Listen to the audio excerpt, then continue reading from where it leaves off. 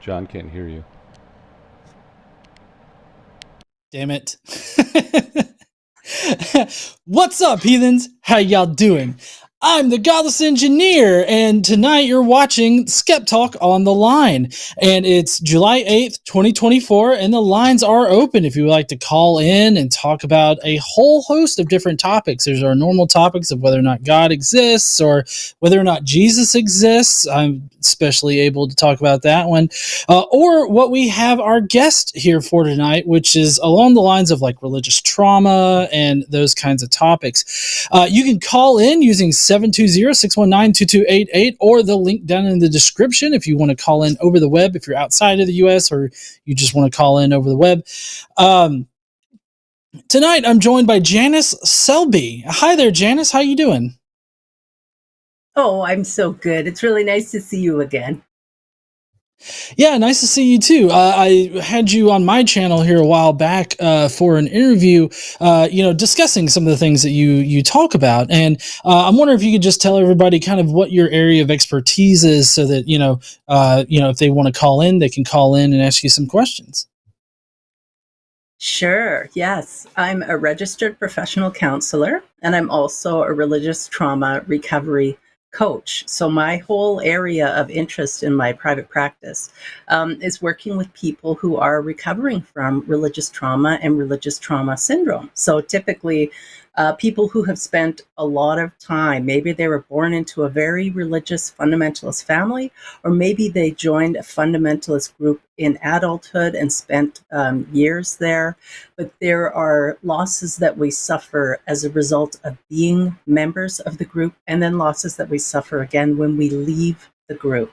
So I really help people kind of recognize those losses and put their life back together. That's what I do. Something else is I founded the Conference on Religious Trauma and the Shameless Sexuality Life After Purity Culture Conference. And that one I'm hosting next year live in Seattle in 2025. People can get their early bird tickets going to shamelesssexuality.org. Yes, that is short for orgasm. So if people are interested in attending that conference, that'll be happening next year. That's a good acronym for that particular one. That's awesome. Well, thank you so much, Janice, for being here tonight. I think that the service that you provide for the wider community in general is so important, and I can't wait to get some people to call in with their own personal issues, because I know that we've had a few people call in with issues based around religious trauma, and I really hope that we get somebody to call in to ask you about those things tonight. Now, I'm wondering, what do you do with your divorcing religion sort of? Is it an organization? I guess it's an organization. Well, do you like provide services, or I guess I just want you to talk a little bit more about what you do there. Sure. Yeah. So I actually do have a podcast called Divorcing Religion, the Divorcing Religion podcast. And I've had lots of really interesting guests on that show, from Seth Andrews to Margaret Atwood. Just lots of interesting people and lots of specialists, psychologists, social workers talking about religious trauma and recovery. So the Divorcing Religion podcast. And then my website is divorcing-religion.com. And so people can go there and book my services, pay for my services directly. So I work one-on-one with clients recovering from religious trauma. I work with everybody from former Amish to people who have left Scientology, people who've left yoga cults, and then just lots of people who've left kind of generic Christianity. I've worked with people who've left Islam and Orthodox Judaism as well. People from all over the world, Japan, New Zealand, Europe, North America, because every country that has religion, you're going to have religious trauma. In fact, I just got back from Sweden not long ago because I was in a documentary called Leaving Jesus. And the documentary was filmed by a Swedish filmmaker, though it was all in English. And it was just having the cinematic premiere in Sweden. So my husband and I, he was in the film also. We flew to Stockholm and got to attend the gala events and then just go for screenings after and talk with interested people about religious trauma. So it was pretty cool. I've never been to Sweden before. I got to go to the ABBA Museum, which was like, that was on my bucket list to go to the ABBA Museum. So anyway, it was a good chance to talk with people about religious trauma and recovery. Cool. Yeah, I really hope that makes its way over here to the U.S. because I eat up documentaries like that, like, you know, it's candy. Even I'm diabetic, I shouldn't be eating candy, but I'm just saying, like, it's really addictive kind of stuff.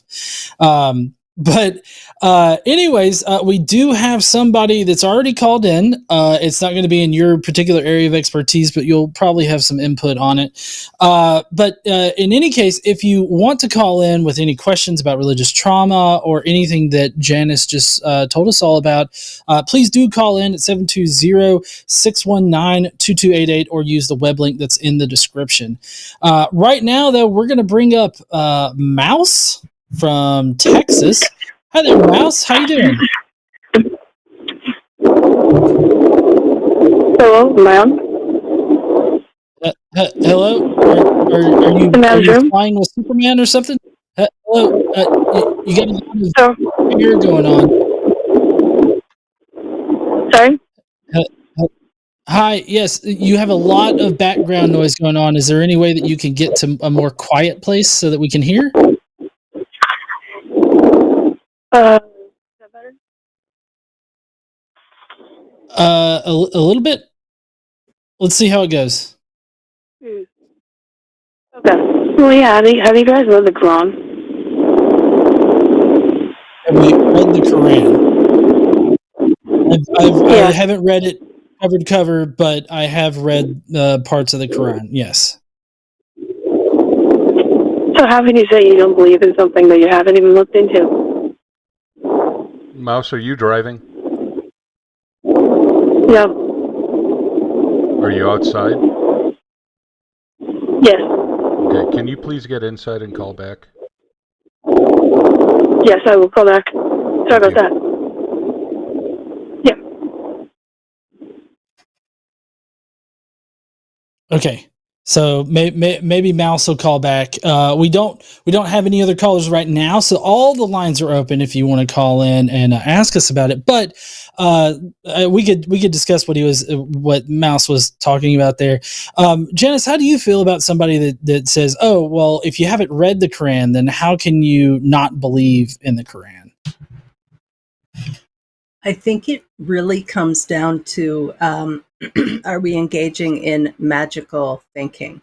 What kind of evidence is there for us to base our life on a belief? And it's not just enough that my parents believe it or my imam believes it or whoever else believes it, or I feel it in my heart or in my gut.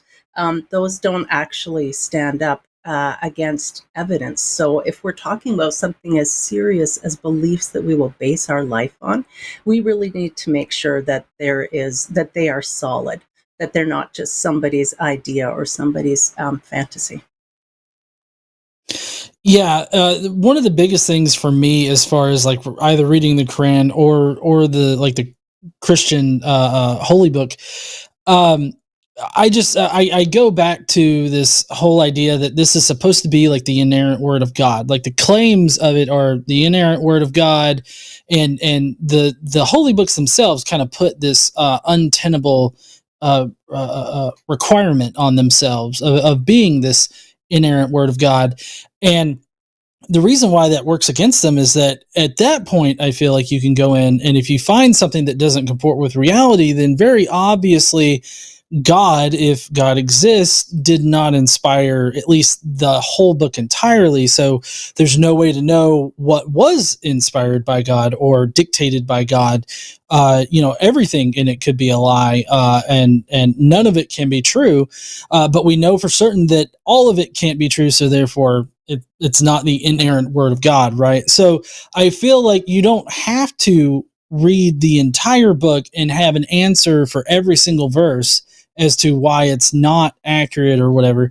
I feel like you can definitely take certain sections of the book and be like, well, this doesn't comport with reality. Like this never happened. So this right here is definitely proof that your particular definition of God, it seems, does not exist. So, for the Quran, one of those really good examples is like the moon splitting in half as it's recorded in the Quran. There's also another section of the Quran where Muhammad flies on the back of like this sort of it's like a human horse hybrid kind of character, and they fly to Mecca in a matter of hours from like, pretty far away. So like just you could definitely pick and choose like which errors in the Quran that you want to look at. But I mean, what it essentially comes down to is the Quran comes in about the 8th century CE, and stuff in there just simply doesn't map to historical reality, and so there's no reason to believe that this is like representative of any kind of God, is how I would go about that. But hopefully Mouse will call back in and maybe respond to some of the things that we're saying here. But I want to ask you real quick there, Janice, considering that you've had a lot of experience with working with people that suffer from religious trauma, do you think that you could say, like, what's the most common thing that you hear from people that are seeking your help? Yes, and I have also worked with people who have left Islam.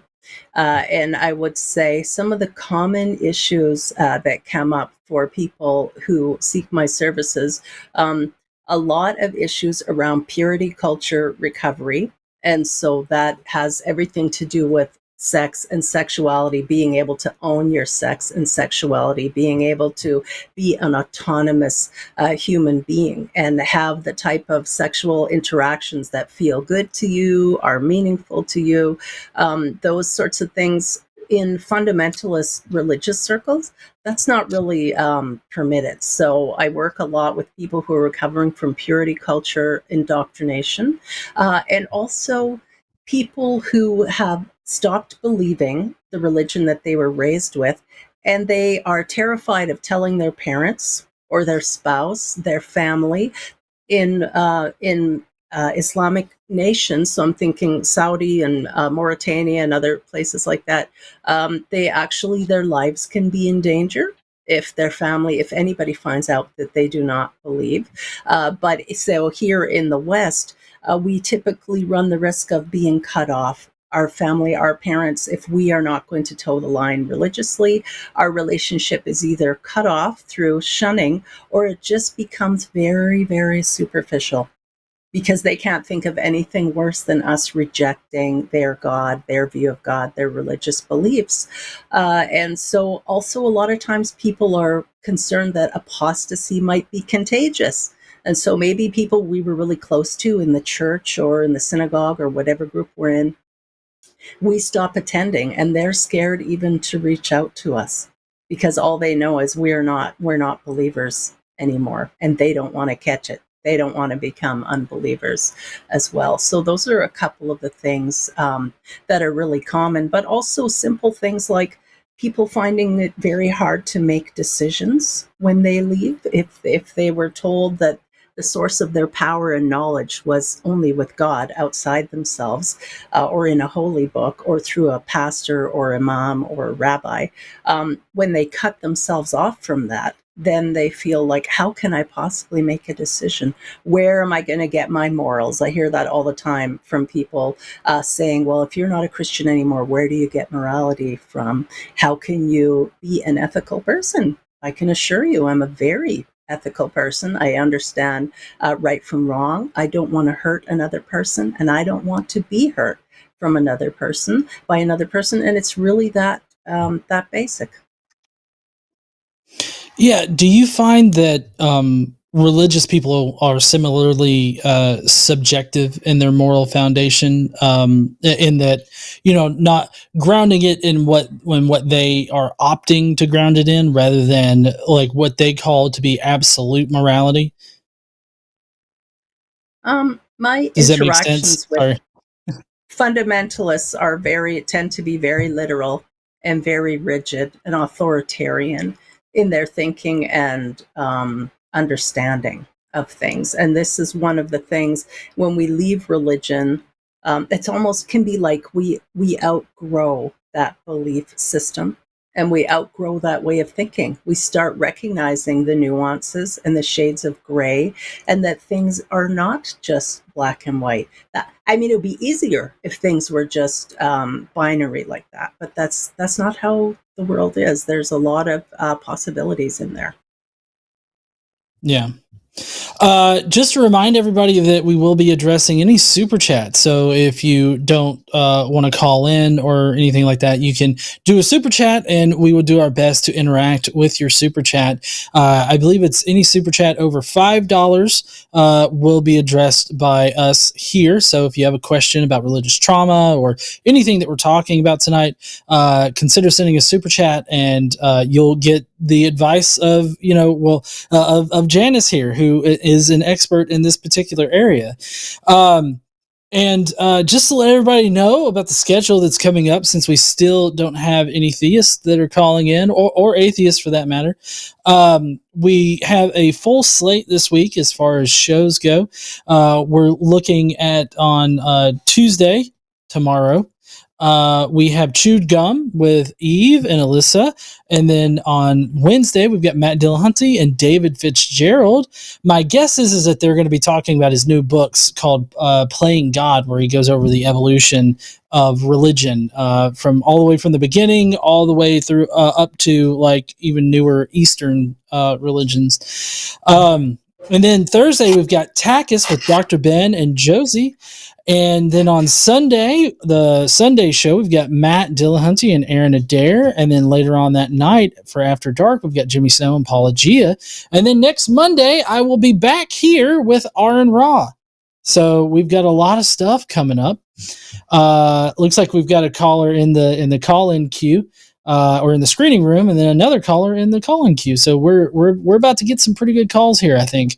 But so that's what we got coming up this week on the line. And over on my channel, I'm always posting up clips from here.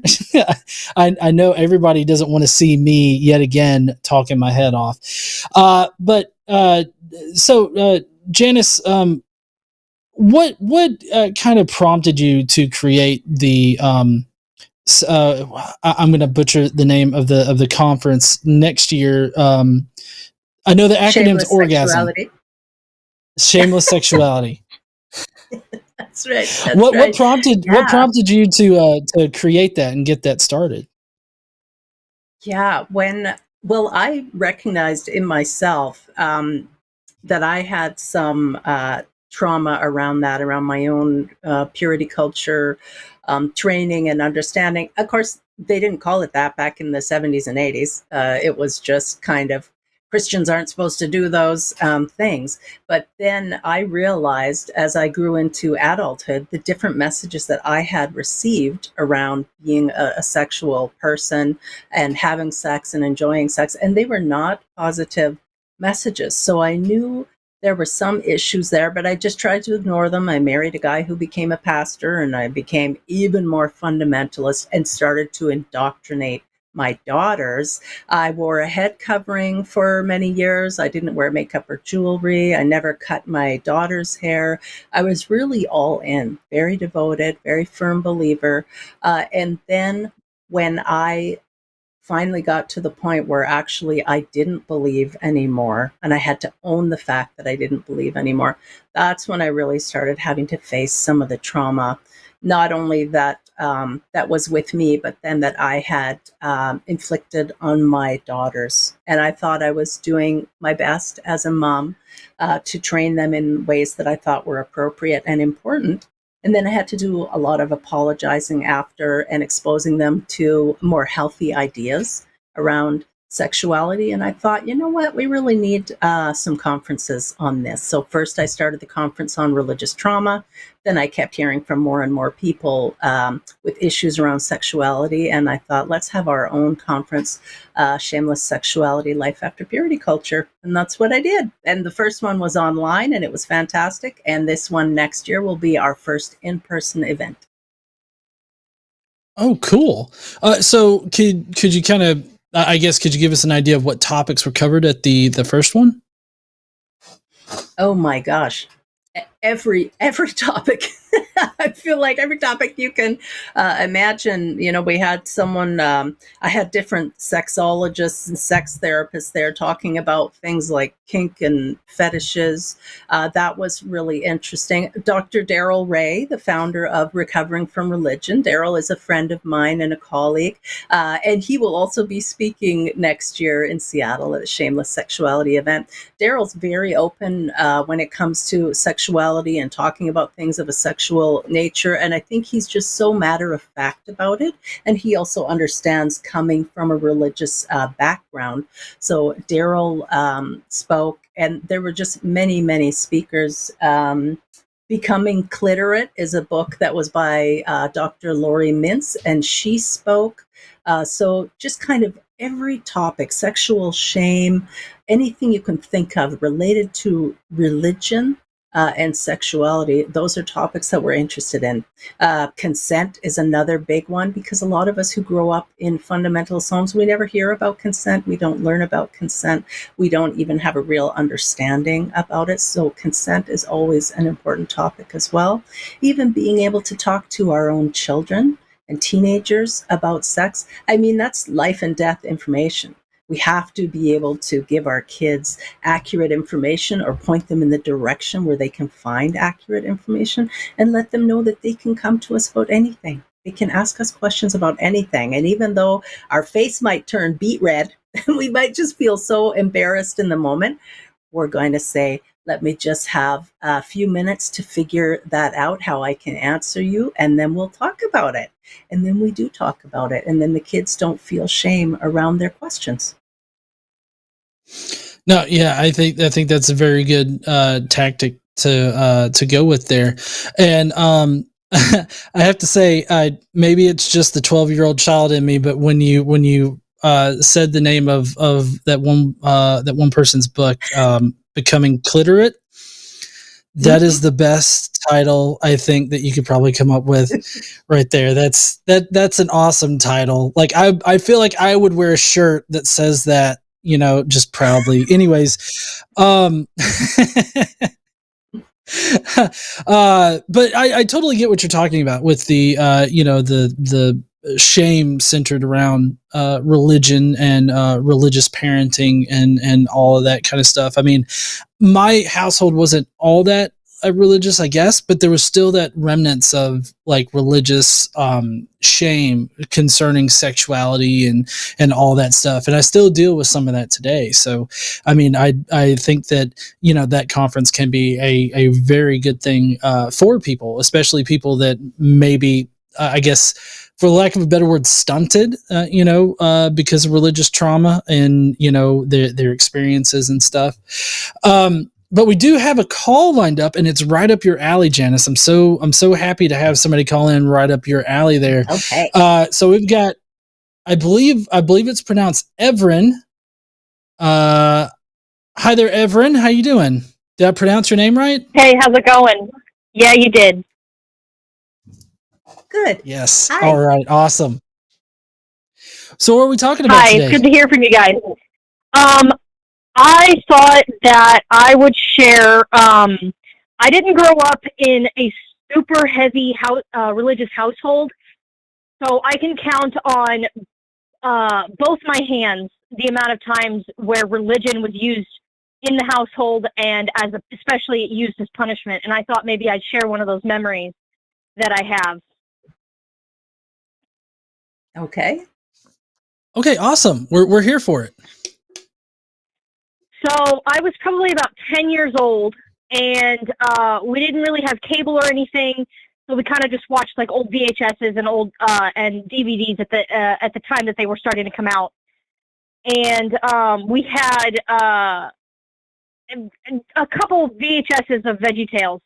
And I think at the time we were watching a movie as a family. My two younger siblings, my mom and her boyfriend at the time, and the remote got lost. And my mom got so panicked and so upset that like everybody had to stop what they were doing and look for the house for the remote because it was the only one.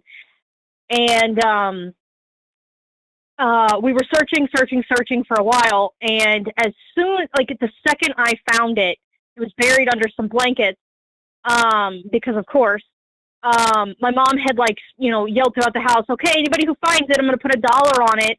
And so I found it, but like I grabbed it that moment and my mom, didn't believe me. She thought that I hid it. I don't know if she thought that I initially hid it or if that I re-hid it and that I just wanted that $1.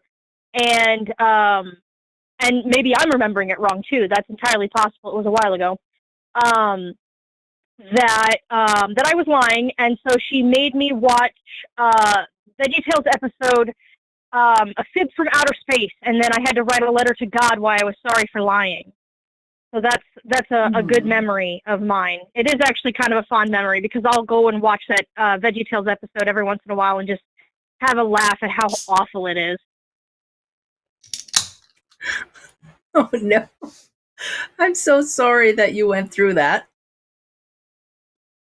Yeah, well, so when I was a kid, I went to Catholic private school, and I remember the teacher overheard me say that something sucks one time, and so I had to write 100 times that I will not say sucks again.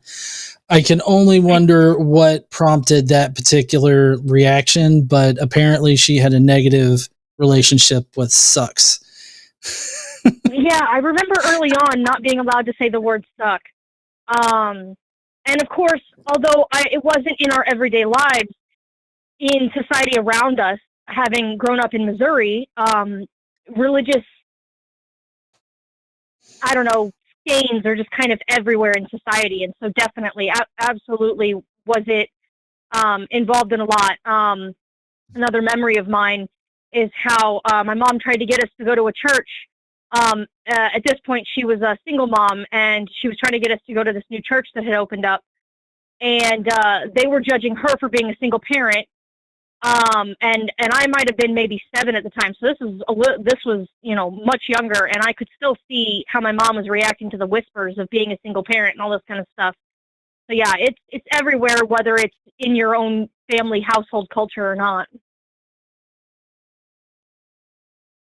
Yes, it's pervasive, and it's like tentacles that reach into every corner of society. I think particularly in the United States, but also for those of us who were raised in it, the tentacles reach everywhere in our life and in our brain. Things that even you wouldn't even think would be connected to religion, we can still have kind of connect the dots there where religious training is still impacting us today. I'm really glad that you can laugh about that about that VeggieTales episode. I have to say, I did love VeggieTales. They were a big thing in my house. Well, the we sang all the original songs. is far superior to the new. I mean, I guess it was a reboot 10 years ago, but right, yeah. But it is all indoctrination. Yes. So, Everin, right, I'm guessing you. Share. Oh, okay. Well, I appreciate the story. I mean, if you guys want to have a conversation, I mean, that's fine.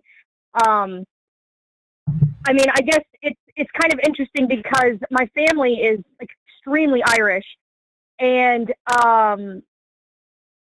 we're somehow Protestant Irish, survived the famine and still made it over here. And so it's kind of impressive how somehow growing up in Missouri where Catholicism didn't touch me, because believe it or not, I didn't know just how Catholic St. Louis was until I was like in my mid-20s. And I was extremely sheltered. So, but yeah, I mean, it's kind of fascinating, even going back to the 1800s and thinking just how religion touched my family back then as well. Mm-hmm. Yeah. Well, I was would just you say your mom is? Sorry, John. So sorry, I was just going to advise. You're peaking a little bit there, Everin. I don't know if you can maybe back off of the microphone just a little bit so that it's not like going so hard. But go ahead, Janice. Yeah, Efren, I was wondering, is our family members religious today? So I'm guessing you're maybe not religious or not as religious. Has that created conflict or strife at all? That's a good question. So it's really funny because when I was about 15, I dabbled in, oh man, I'm already forgetting the name. The form of Wicca paganism that was a feminist movement in the 90s, and it's like absolutely blanking on me now. And then I would consider myself someone who sees the complex patterns of nature and things like that and kind of worships that as like, reverent to that. But I wouldn't call it, religion. But I did start, and my mom was very open to that, even when I was 15. And so, yeah, I would say that I'm someone who kind of sees nature as an all-encompassing, and even like the expanding universe and things like that. But I wouldn't say that there is a magical element to it.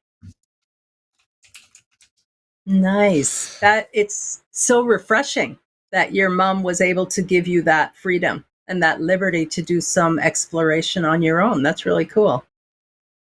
Yeah, at that point I was 15, so there had been a few years of herself mellowing out. Unfortunately, for different reasons, we are estranged now. But yeah, that's pretty much my story. What speaking about the version of Wicca, does Dianic Wicca, yes, does that ring a bell? Okay. Yeah, so I did a quick Google foo on it and was able to come up with that. So, well, all right, Everin. Thank you so much for sharing with us. I always love hearing about people's experiences. I've even got like several videos on my channel covering like people's deconversion stories and everything like that. So, I totally enjoy hearing about everybody's experiences because we all got different ones. So it's always edifying to listen to somebody else's experience. Yeah, I mean, it's one of those things that it's like, okay, well, I know other people have had extreme trauma, and I've had trauma, don't get me wrong, but it wasn't religious based.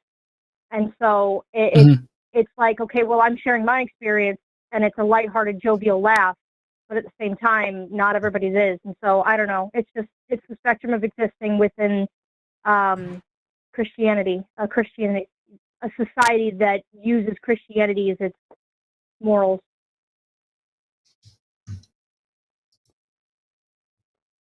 Yeah, I agree. And trauma is subjective. So two people can witness a car crash, and it might be a terrible car crash, and one person says that's terrible, and then they shrug it off and they go to work. But the other person is brought to their knees, in horror, and they just can't even go to work. It really impacts them. So the same thing is not traumatizing to everyone, and that's actually true of religion as well. So a lot of people grow up in homes that are deeply religious, and they don't find they don't associate it with any trauma. And then there will be others of us who associate it with a lot of trauma. We're having nightmares, we're having flashbacks, our appetite is disrupted, our relationships are impacted. And that it can look different for different people depending on how much support we had available to us at the time that the traumatizing event was taking place. Mm-hmm. Absolutely. Yeah. Well, thank you so much, Everin, for calling in, and we hope that you call in again sometime, with anything that you want to talk about. Yeah, thanks for having me. Have a good one. No problem. You have a great night. Bye. Bye-bye. All right. Well, I did miss some announcements earlier while we were trying to wait for some people to get screened through. So we do have a Patreon account here, patreon.com/call the line, if you want to go there and support the work that we're doing here on the line. And I've already announced the coming shows this week. But if you don't know, if you're part of the Patreon or the memberships here, or contribute in some kind of way, we do have a podcast. So the podcast is hosted by Jimmy Snow. Each episode, there's at least one a week. I'm not sure if we've kept up with that. I know I haven't gotten a call, but Jimmy calls another creator that's here on the line as a host and has an impromptu discussion, and then gives them a quiz, which if they do ace it, then they win a prize on behalf of a patron that's selected. The episodes go out to patrons first, and only patrons can win prizes and leave comments, which are read on the air of the podcast. And then free patrons and Discord only patrons get the show 2 weeks later, and then YouTube channel members get it on a delay. And so there's a couple episodes at least out right now. So if you want to get in on that podcast, you want to have something else to listen to, definitely consider joining over on Patreon or on the memberships here. So now that that's out of the way, we do have a couple more callers. This one is right up Janice's alley. We got Laura from New Zealand. Hi there, Laura. Kia ora koutou. Can you guys all hear me? Yep. Yes. Wonderful. Okay. Yeah, so I'm from New Zealand, as you can tell from the accent. I'm a big fan of you, John. Big fan of what you do with the Godless Engineer. So the reason why I called in today is because Janice, I was listening to your story about growing up as a fundamental Christian, and it reminded me a lot of my story. I was born into the Dutch Reformed Church, which was quite the experience because I am Maori, I am Polynesian, and I am not Dutch. So that was quite a culture shock for me, being born into that. But growing up as a teenager, my parents left that, and I was brought up in the Brethren Church. So things didn't get much better for me in the Brethren Church. And I faced a lot of shame growing up as a non-binary lesbian. As we call it in New Zealand, takatapui. I don't know if you're familiar with that term, having talked to other Kiwis, Janice, but that's the term we use in Te Ao Māori, or in the Māori world. We call it takatapui. So people who are non-binary, gay, people that don't fit cisgender. But anyways, so for years growing up in the Brethren Church, I was very much taught, with Calvinism, if you reject God, you were never a Christian. So it's the good old-fashioned, true Scotsman fallacy. I was taught that, hey, you're going to go to hell if you're gay. And as a consequence of all of that, I can't form loving relationships with other people. It is very, very difficult for me to even form friendships with other people because of that trauma. And as a lesbian, I've never been in a relationship. I'm in my 30s. I don't know what the hell I'm doing. I don't even know how to say hello to another woman without freaking out. It's like I don't know what to do about that. But I would like to be with another female, but I don't know what to do. Wow. Okay. Thank you for sharing that. That sounds like a lot for you to deal with, a lot that was put onto you. So when I think of shame, I picture someone carrying a big bag and it says shame on it, and they're bringing that bag over and they're trying to hand it to you. They're saying, here, take this. They want you to take that shame. It's not actually your shame, it's their shame. They were indoctrinated somewhere along the way. They received shaming messages from someone else somewhere along the way. So when we feel shame around something, it's really important for us to evaluate where that messaging came from and if it's accurate. So I don't believe in hell anymore at all. So for me, I see that messaging around hell is inaccurate. I received it from people who were indoctrinated and who did believe in hell. But at this point in my life, when someone tries to scare me by saying that I'll go to hell, it really just doesn't have any impact on me, because that's no longer a part of my life. So really examining the messaging, and who gave you the message, how old were you, what role did they play in your life? When we're a child and our parents try and indoctrinate us with religious ideologies, we have no choice but to kind of take it in, to swallow it and believe it, because our parents are responsible for our health and safety, for keeping us alive. So it really works better for us if we can believe the things that they tell us. But as we get older and we start questioning and recognizing that the things that they believe aren't necessarily true, and we can get to a point where we outgrow those beliefs that our parents had and that they tried to force on us. So I don't know if that is any help to you, or if you're kind of wondering about how to move forward engaging with other women to have relationships with. Yeah, so I mean, my parents have changed quite a bit. I'm happy to report. They are quite accepting of gay and lesbians and non-binary people. I even have a trans uncle, which they're very accepting of. The problem is that inbuilt shame from my childhood that I got from the church. I don't blame my parents. My mother, having grown up around gangs and stuff like that, with her being Māori, she lived a childhood full of fear, and she turned to the church before I was born to get away from that life. And so there is a very interesting cultural dynamic there that did occur. I don't know if you've ever seen the movies Once Were Warriors, but for anyone that wants to know about gang culture in New Zealand, please watch that movie. That was my mother's upbringing. So she ran to the church as a form of safety and shelter. Unfortunately, it was the Dutch Reformed Church, and that's what I was born into. And eventually she shifted over to the Brethren Church, again, not much better. So these days, thankfully, they're Anglican and they're pretty progressive. But as a teenager, a lot of the people that I grew up around in the church, because I was also homeschooled too, that was my socialization, was the church, was the youth groups, and they had some pretty extreme people in those youth groups that would really shame you for being gay. And I'm still living with that trauma. I've been in and out of therapy pretty much my whole adult life, trying to figure this out.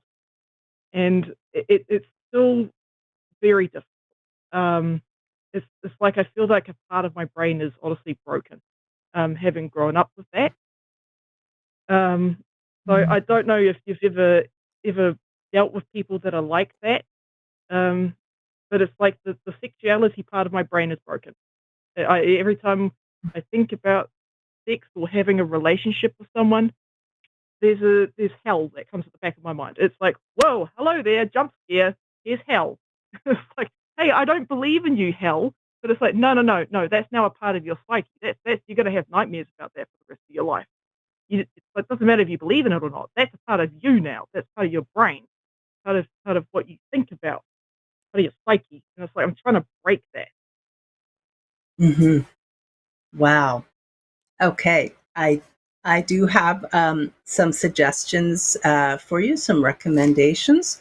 The first one would be go to my YouTube channel, which is Conference on Religious Trauma. That's the name of my YouTube channel, because that's where I am posting sessions from my previous events and conferences. So all of the sessions from my Shameless Sexuality, Life After Purity Culture event that I held online, those are all being added to the channel.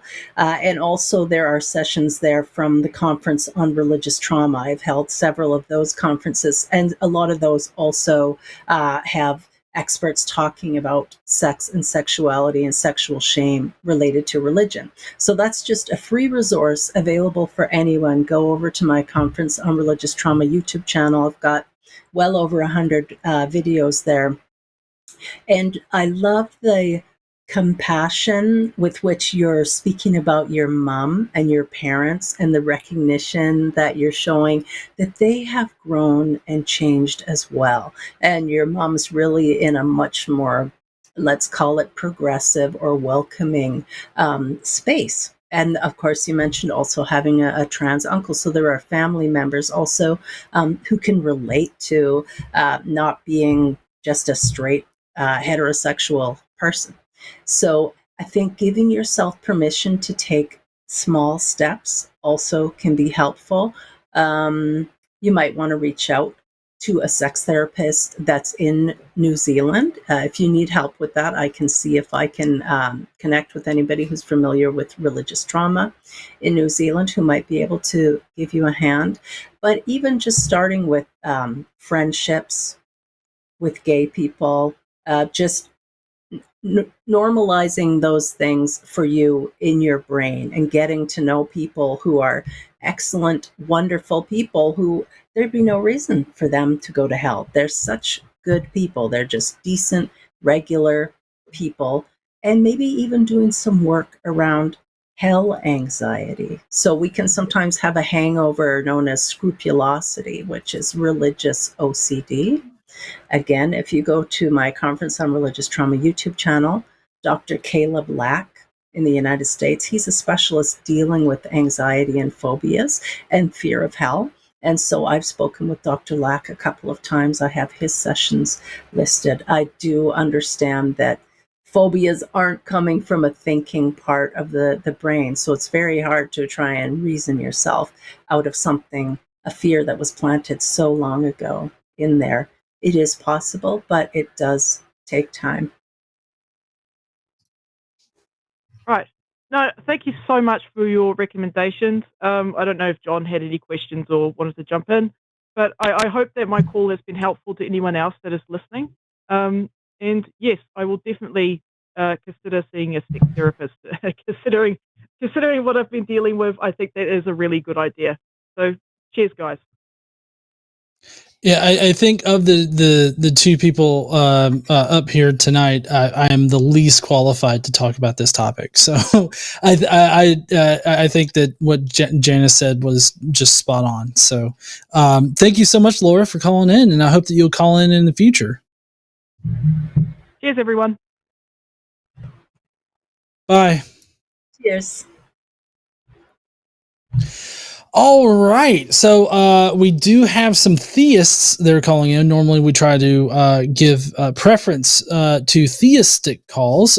We do have Mouse from before. Hopefully Mouse is calling in not from his car or anywhere else that has a lot of wind. Hi there, Mouse. How you doing? Hey, great. How are you guys? Hi there, Mouse. What are you up to? Hey, you hear me? Yep, we got you. Okay, awesome. So yeah, I know I called in about the Quran, the Big Bang thing, but I'm just listening to you guys talk about this sex therapy thing, and I just think that's so completely laughable, made-up concept. I think you're just justifying your zero sin, basically. So I don't know if you want to get into that, if you want to talk about the Quran. Okay. Janice, I don't know if you got that, but Mouse thinks that sex therapy is I guess a joke or is laughable in some kind of way. And that you're just trying to justify your sin. Oh, okay. So I'm really hoping that Mouse doesn't think trauma is laughable or made up, and people have trauma in all sorts of different areas, including sexuality. There is such a thing as sexual trauma. Your verse is Mouse, I will mute you if you can't just allow like the host to talk here. Okay. Of course, I think trauma is bad. I'll hurt you, signaling lady. I'm having trouble understanding. Mouse isn't coming through clearly for me.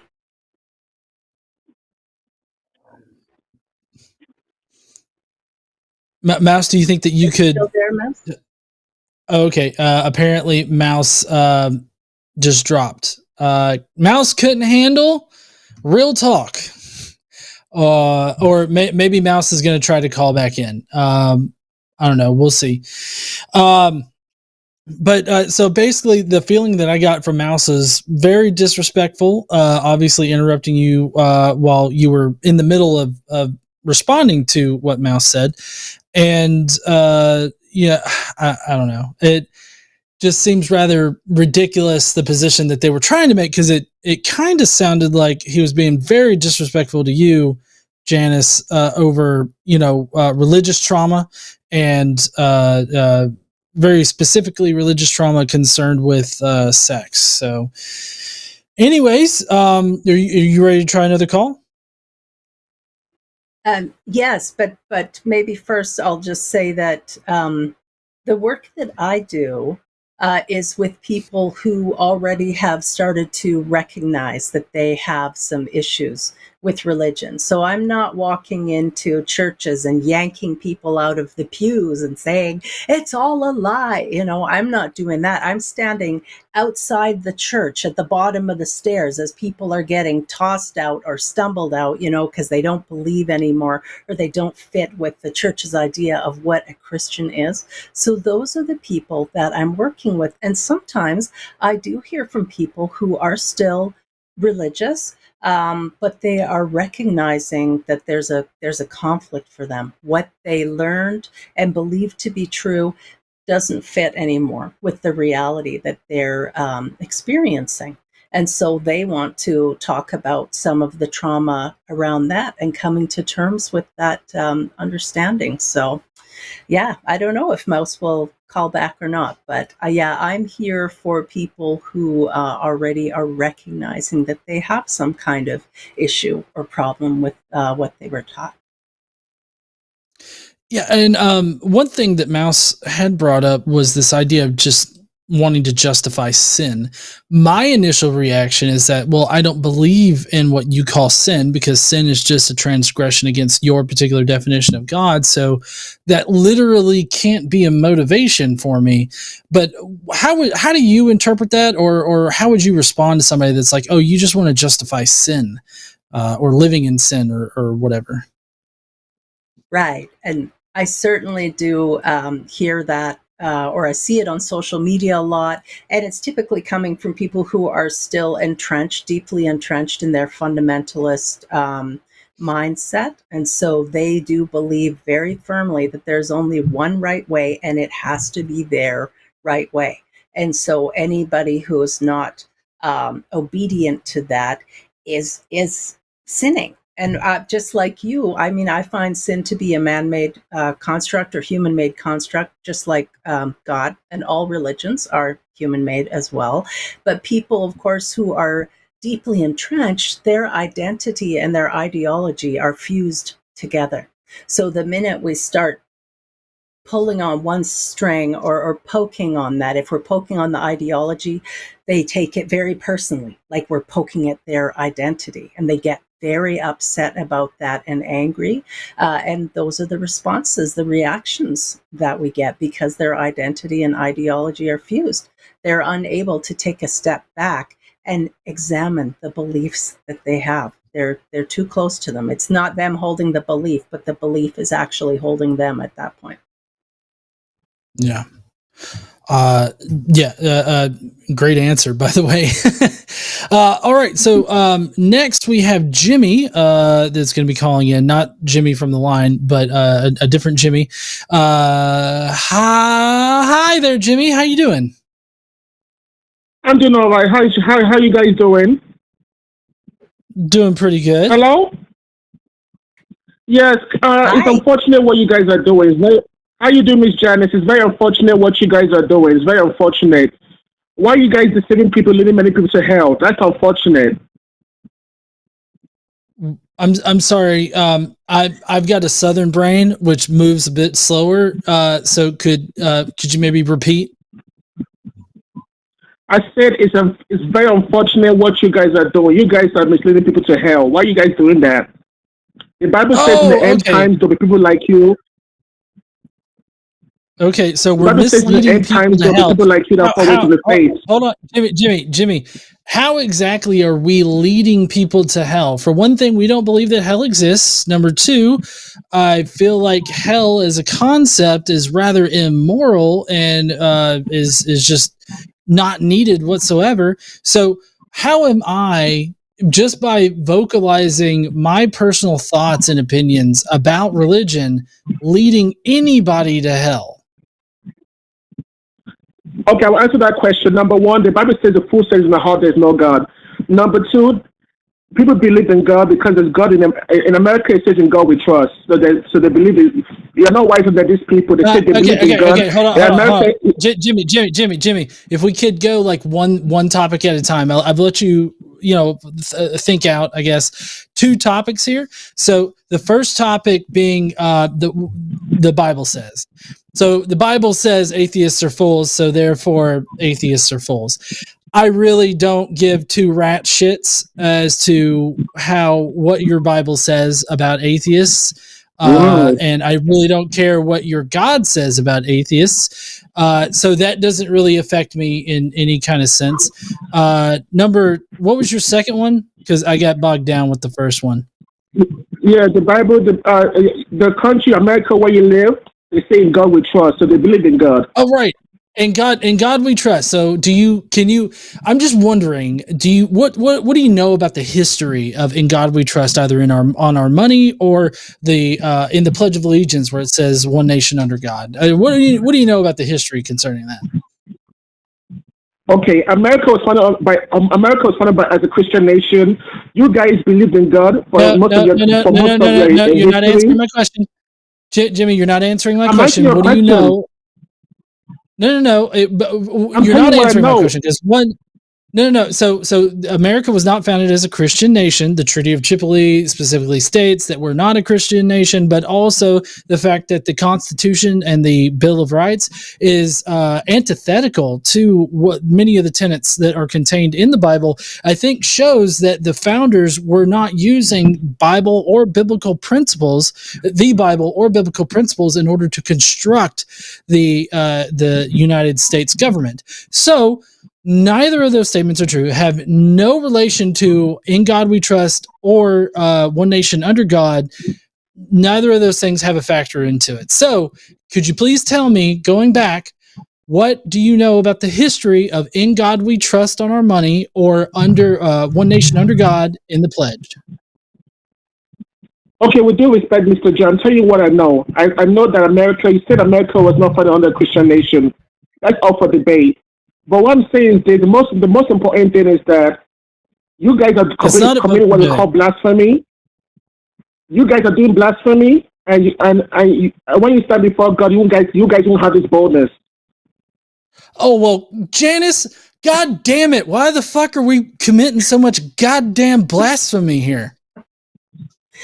I just I feel sorry for Jimmy because I think he's really upset by the things that we are saying. I would like to respond to the In God We Trust. Of course, that's not on my money.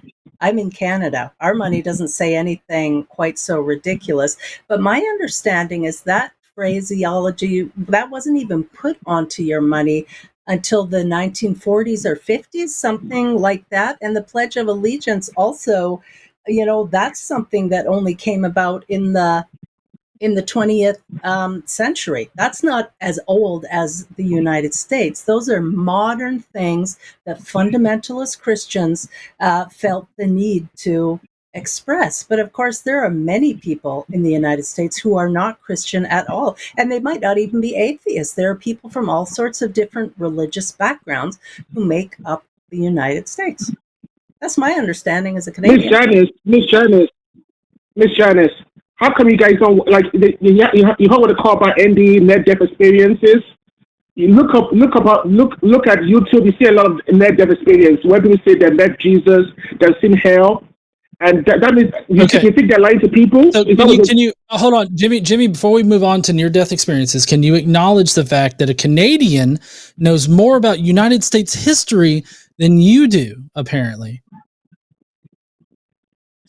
Yeah, she might know more about a nice history, but what I'm saying is that God is real. God is true. God is Alpha and the Omega. He's the beginning and the end. Okay, And every new about every tongue will confess I'm that Jesus glad. is Lord. I'm so glad that you believe those things. But still, those are your personal beliefs. We're not up here trying to tell you that you shouldn't believe in that. I mean, I think that particular view doesn't comport with reality, but I'm not going to sit here and tell you shouldn't be Christian or you shouldn't believe that. Although there are a few positions where I'd probably tell you that you shouldn't be that way, like if you're a bigot or you're racist, which is covered under bigot, I guess. So I mean, there are some positions that I would say that you probably shouldn't be that way, but just simply being Christian and saying those things, like I'm not going to tell you that you shouldn't be that way. Although we are on a show where we're actually giving advice and comforting those that are affected negatively by your religion in particular, and your religion in particular has caused a lot of religious trauma on those individuals. But still, you didn't acknowledge the fact that you claim, oh, in God we trust is on our money. Yeah, that was put there in the 1950s in order to combat this whole idea of godless commies, and it shouldn't have been passed in the first place. It was unconstitutional then, and it's unconstitutional now. But it's become so normalized that nobody is going to overturn that. Same thing with the Pledge of Allegiance. It was added in the 1950s in order to combat this whole idea of godless commies, and so those aren't good reasons, I guess. For I'm not even sure why you brought those up, but no, because I want to talk. Yeah, let me answer your question. Sir. Let me answer your question. The Bible says in the end time there will be people like you deceiving people and being deceived. So the reason why I called your show, because the Bible makes a prediction about people like you, that in the last days, perilous time will come, people will be deceived, people will be misled, and you guys are fulfilling prophecy. That's why I'm calling your show. It says in the end time there will be scoffers. Okay. Jimmy, I want to know how you feel about something, Jimmy. The only reason why you're able to even call into this show and tell me now is because of a gay atheist. All right. So tell me, how do you feel about using, technology that was only made available because of a homosexual atheist in World War II? How do you feel about using that kind of technology in order to communicate your message here? So we do respect Mr. John. If I answer that question, what does that have to do with what the Bible says in the end time there will be deceivers? And I'm not saying atheists are not talented. Atheists might be talented, but I'm talking about your immortal soul here, not about material things. I'm talking about your immortal soul by heaven and hell. My point in bringing that up is that it's ridiculous for you to buy into these end time religious sort of statements like you're telling us, because you're telling us that we up here who are only looking to comfort and help fellow atheists and respond respectfully to religious people that have arguments for why we shouldn't be atheists. You're telling us that we're somehow prophesied in the Book of Revelations as a precursor to the end times. Like, given my religious background, that's a pretty big insult. The Bible says in the end time, many will be deceived. Many will be deceived and they will leave the faith. So the Bible says that in the end time, people will be deceived. People will be deceived by false prophets, by false teachers, like yourself and Janice. You tell people there's no God, there's no hell. How are we false teachers? You're lying to people. How are we false teachers, Jimmy? How are we false teachers? Okay, answer your question. Number one, you said there's no God. That's not true. You said there's no hell. That's not what we said. That's not what we said. Jimmy, I'm going to have to stop you immediately because that's not what we said. I'm not sure what flavor, I guess, atheist Janice is, but I know I'm an agnostic atheist, so I don't know if a God exists. I just don't believe in one. So I'm not telling you that God does not exist. I'm just saying I don't believe that one exists. So with due respect, so I don't want to sound offensive or condescending. I'm going to tell you the gospel truth. God is real. Your belief doesn't really matter because your belief doesn't change reality. That's the thing about it. Whether you believe it or not does not have nothing to do with your reality. Why do you believe in your particular version of God rather than, let's say, Allah or the Islamic version of the Abrahamic God or any of the other gods that supposedly existed in the past? What convinces you that your particular Excellent question. God Let me is answer your real? question. You asked me an excellent question. Number one, God has changed many people's lives. You go to Africa. The problem is that you guys live in America, where you have it easy. You have an easy life. You have no problems. So that's why you guys don't believe in God. But go to Are you Africa. serious right See now? what God is doing in We people's have no lives. problems in America? No. Hold on. We have no problems in America? Are you kidding me right now? I think you guys have it easy. You guys have it easy in America. I feel like Go you're being to way Africa. too generalized with that. You're being way too generalized about that because while there may be some portions of America that are Well, let doing me be pretty more good. specific. Let me be more specific. Hold on, I'm talking. I'm gonna have to mute you. I'm gonna have to mute you. Look, like there are portions of the United States that are doing fairly well, but then there are other portions that are fairly destitute and pretty bad.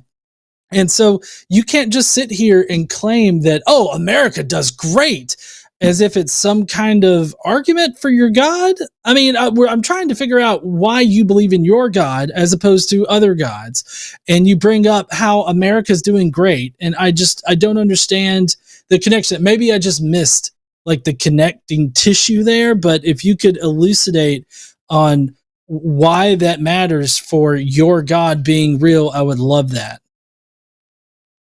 Hello? Yes, okay. You guys take me off mute now. Hi. Hello? Yeah, what I'm saying is about what we're talking about. How you doing? Hi. Who's this? Hello? This is Janice. Hello? It's Janice and back John. to what we're talking There's about. a delay. Yes, back to what we're talking about. You asked me a very, very important question. Let me answer you. In Africa, we believe in God. God has done many wondrous things for us. God has done the miraculous for us. God has raised the dead. God has done many miraculous things for Africans, in particularly. I'm from Nigeria. We believe in God. We hold on to God. God is what we have. Okay. Well, I've muted you because I don't want to get interrupted again. But how does any of that pertain to God belief? Like why you believe in God? How does all of that make your God real? And also, I know of some atheist groups in Africa, and I think specifically Nigeria. So, I mean, I feel like you're being overgeneralizing yet again. And so like, I want to know, like, why does all that matter to believing in God as far as like having proof for God? And also, I would still really love to hear like the proof for believing in your God. I feel like it's a rather simple question. Yes, go ahead. Sorry. So I think Jimmy touched on something that could be significant. So first, he was mentioning that in North America we have things very easy, and then mentioned that Nigeria is where he's from, or he's speaking like he's very familiar with Nigeria.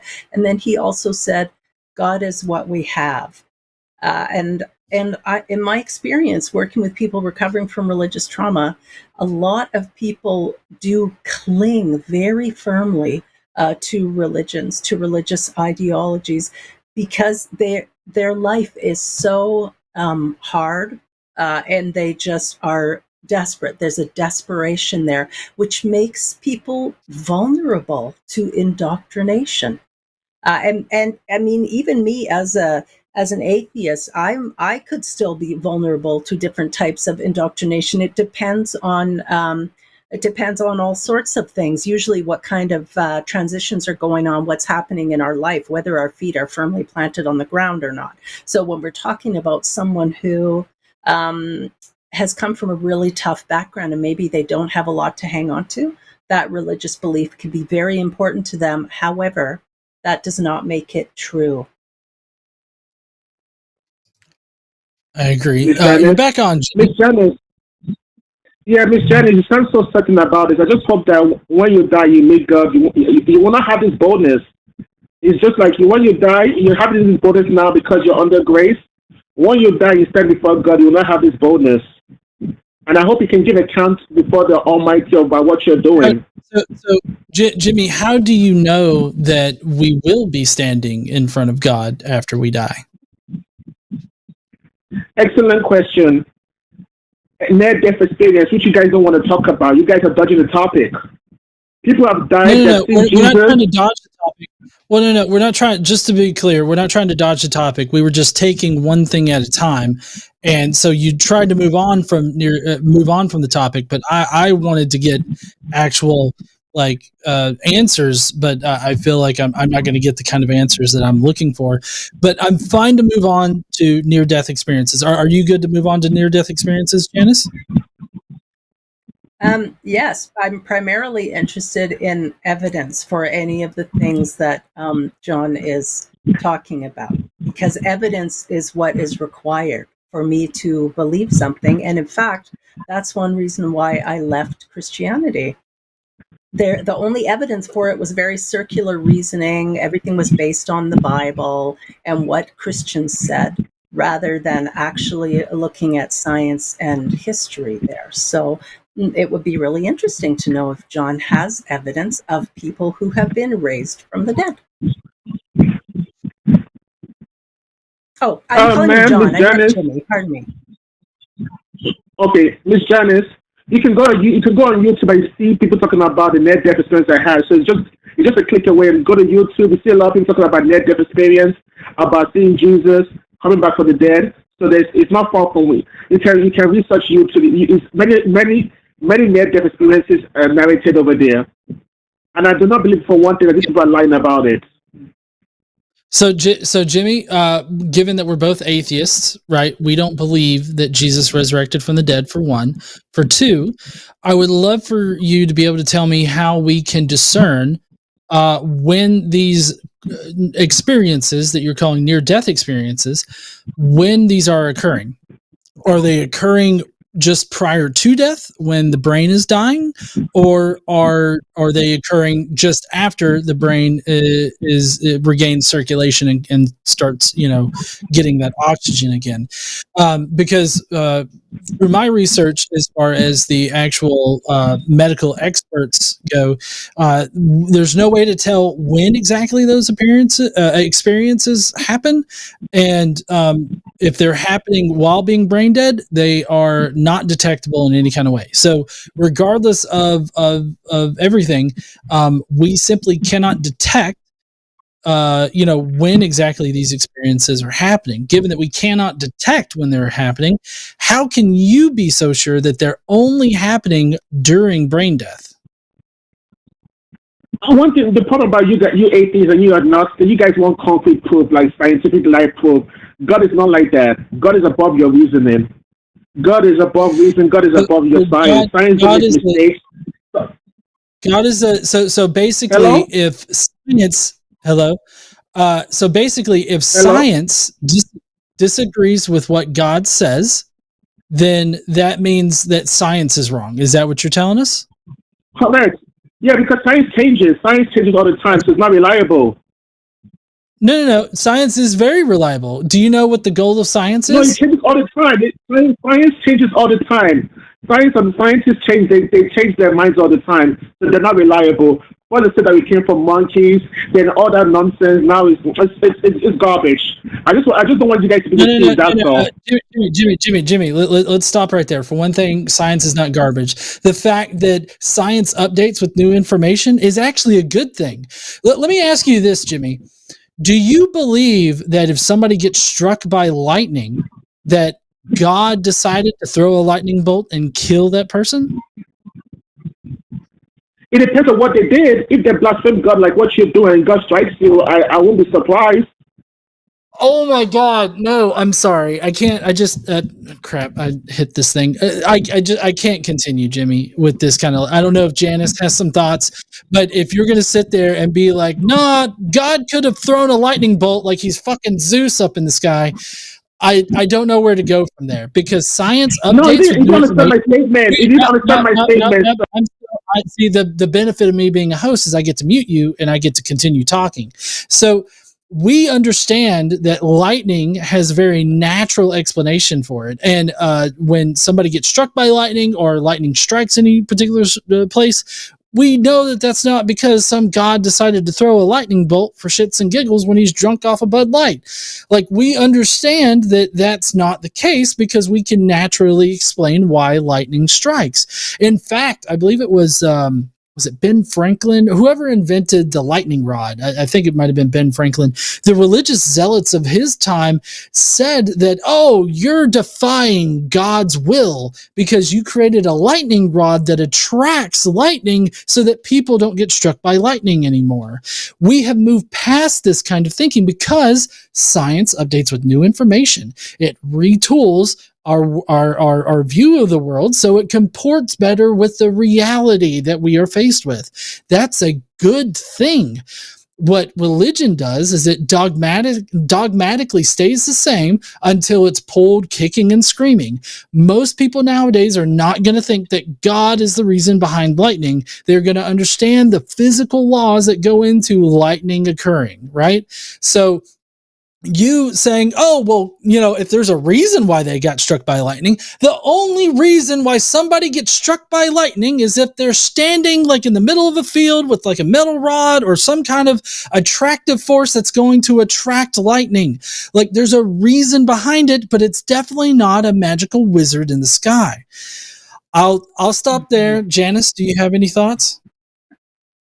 Well, I do think that probably continuing the call isn't going to be very productive, but I do want to say that I feel for Jimmy because I know what it's like to be a very devout believer and to feel like it is my obligation to try and save people, to be proselytizing all the time. Jimmy is being a very good and devout Christian by trying to save our souls.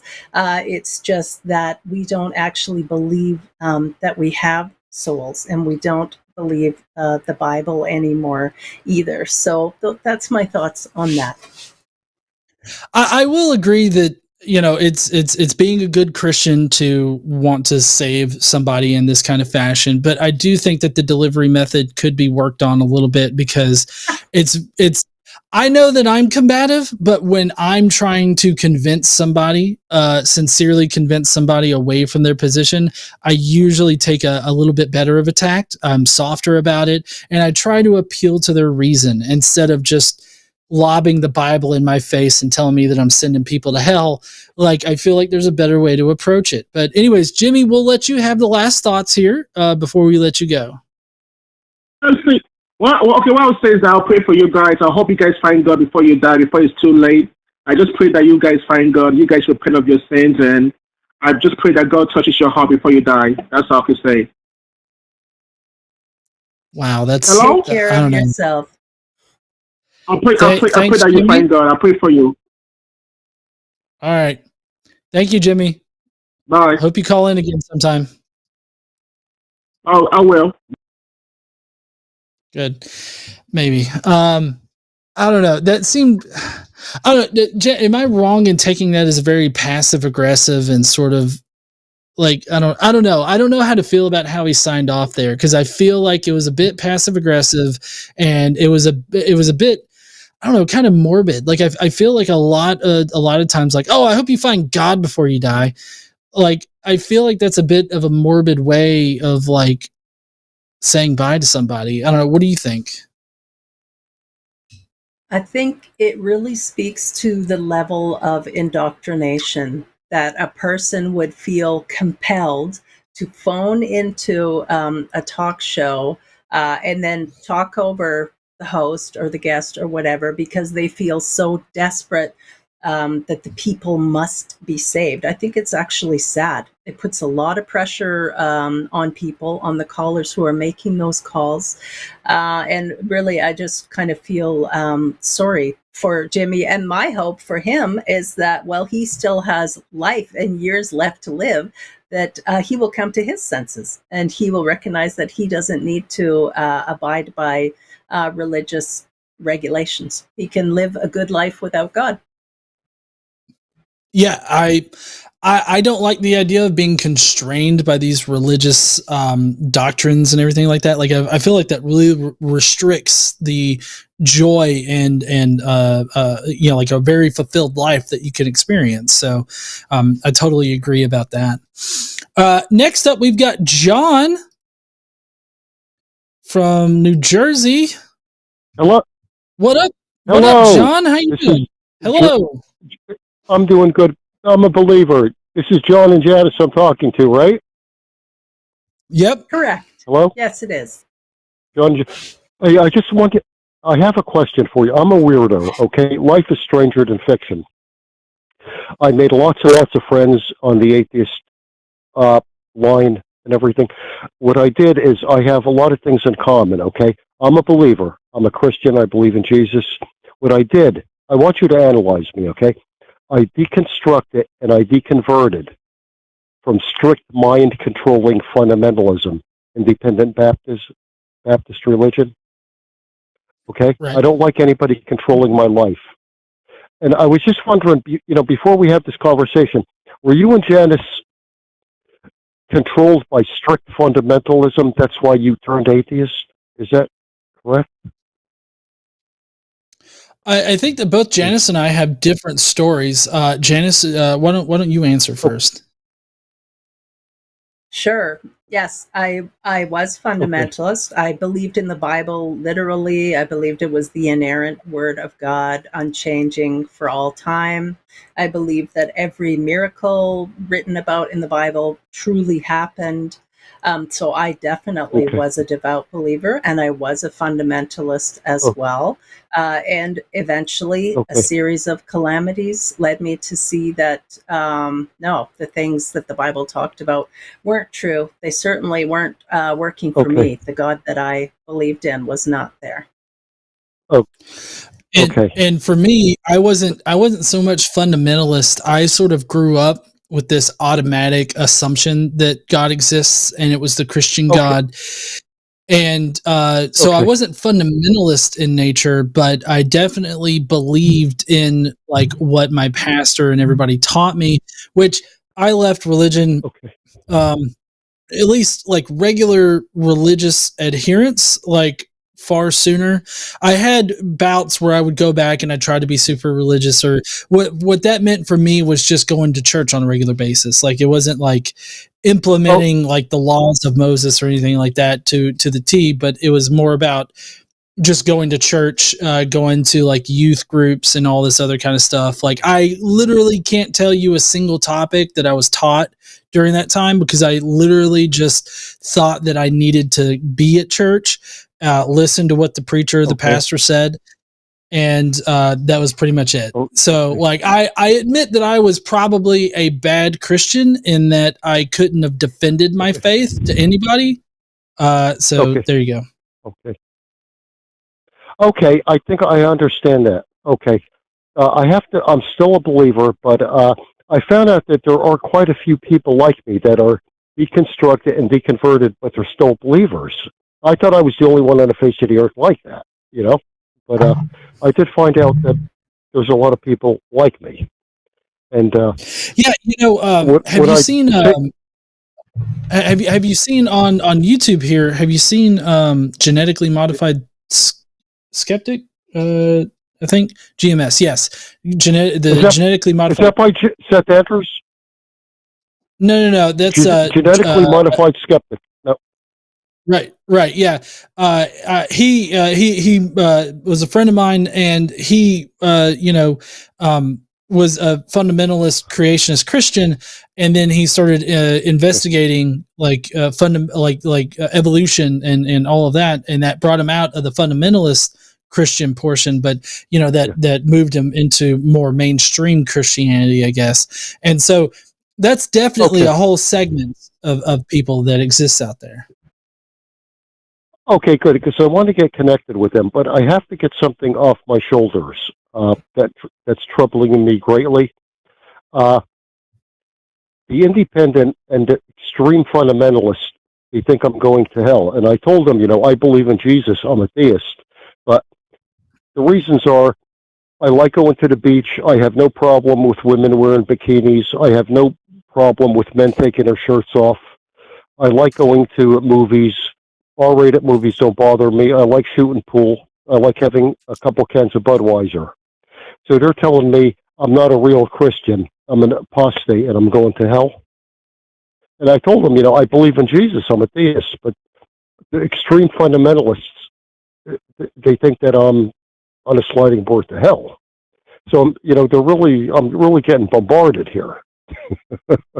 Yes. Okay. Can I speak to this for a little bit? Yes. Yeah.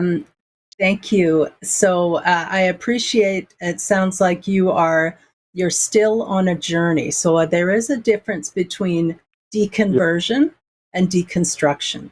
Yeah. So I am someone who has completely deconverted. I no longer hold to any of my former religious views or any religious views at all.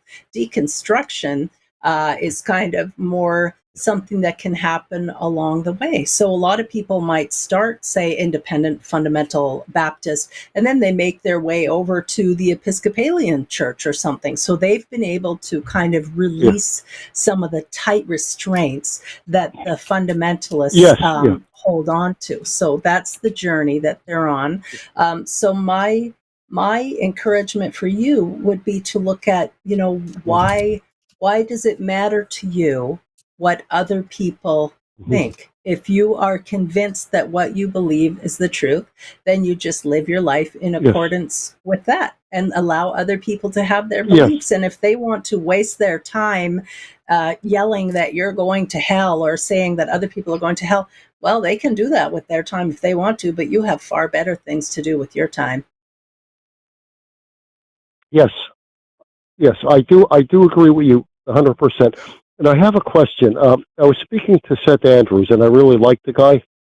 And we walk the same roads in life, except I'm still a theist.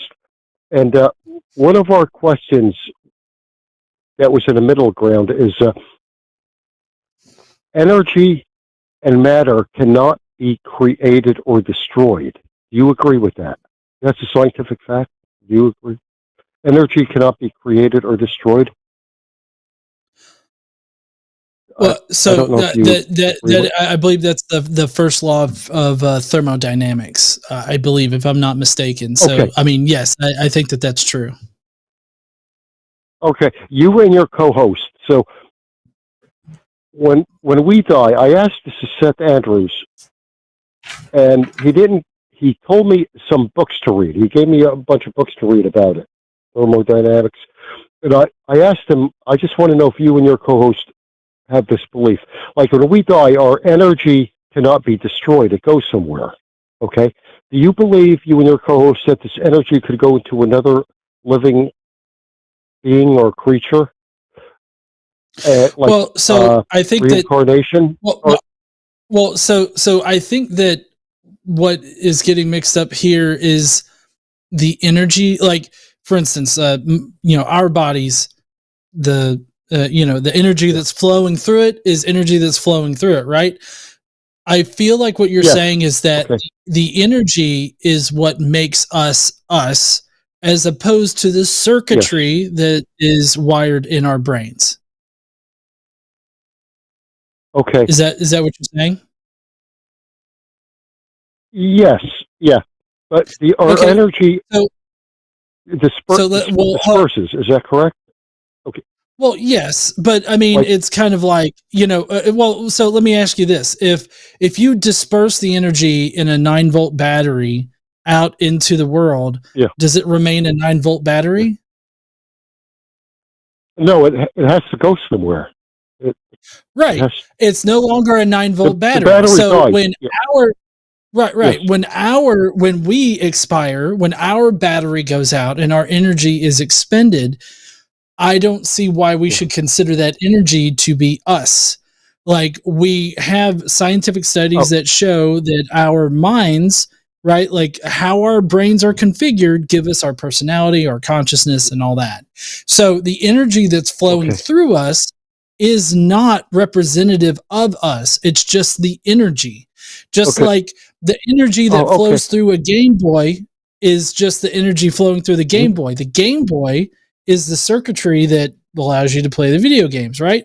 I mean, it's much in the same way for us as biological machines. We have energy that powers our bodies and everything like that. When our bodies expire and the energy is dispersed out into the universe, it fades out into the universe. Like there's nothing that's unique about the energy that flows through our bodies that makes us, you know? Okay. Okay, so you have no belief in reincarnation then, is that correct? Or No, I don't. And I did for a time. When I left Christianity, I found it very comforting to think of reincarnation. But now I actually think that when I die, my body, everything just returns to the ground, just kind of decays. And so then maybe an animal comes along and eats part of my remains or something like that, and I become a part of nature that way. But otherwise, I don't necessarily think that my spirit kind of lives on. My spirit lives on in my book that I'm writing, in the things that I'll be leaving on the internet. Those things will go on after I'm gone. Okay. Okay. All right. I understand. I got your message, and you're very comforting people. You guys. You know, you didn't attack me because I'm a theist and a believer. So I really appreciate that. You're really beautiful people. Yeah. Well, so I usually try to match. I usually try to match energy.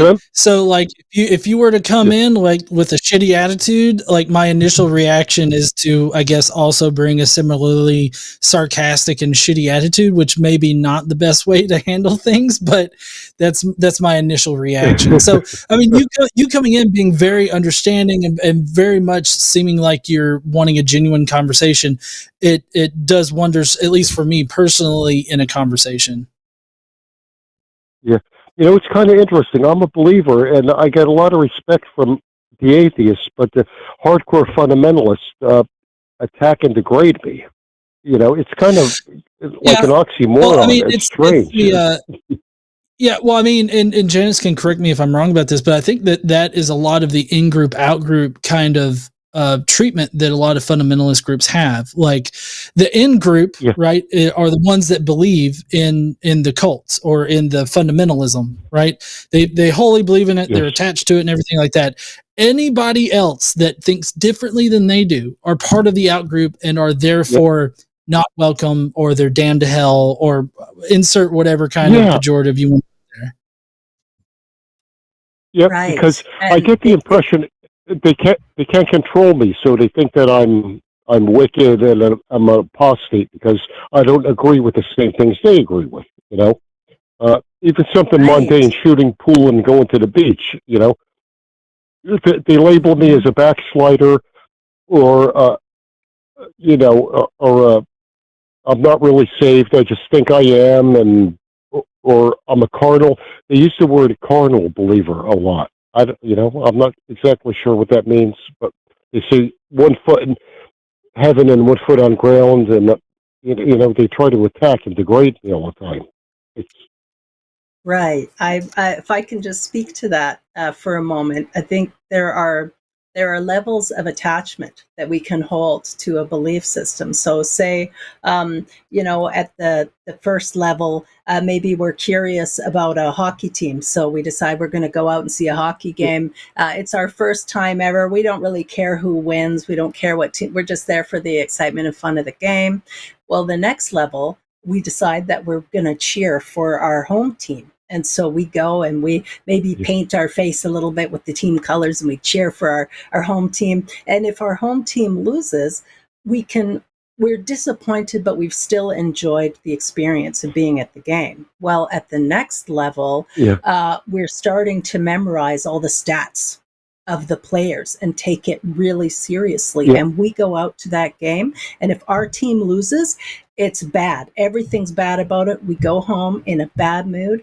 And then when we're really getting deeper and deeper in these levels, maybe we go to the pub and we see people wearing the opposing team colors, and we actually feel moved to violence or aggression because they don't represent okay. our team. And I would say on the deepest level of attachment, we go home to our family and we've got them all team jerseys, and we insist every member of this family has to wear this team jersey.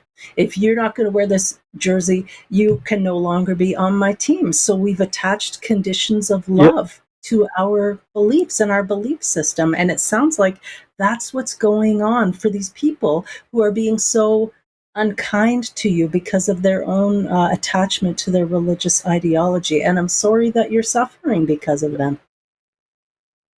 Yeah, they're very vicious. The extremist fundamentalists are very terrible people, very.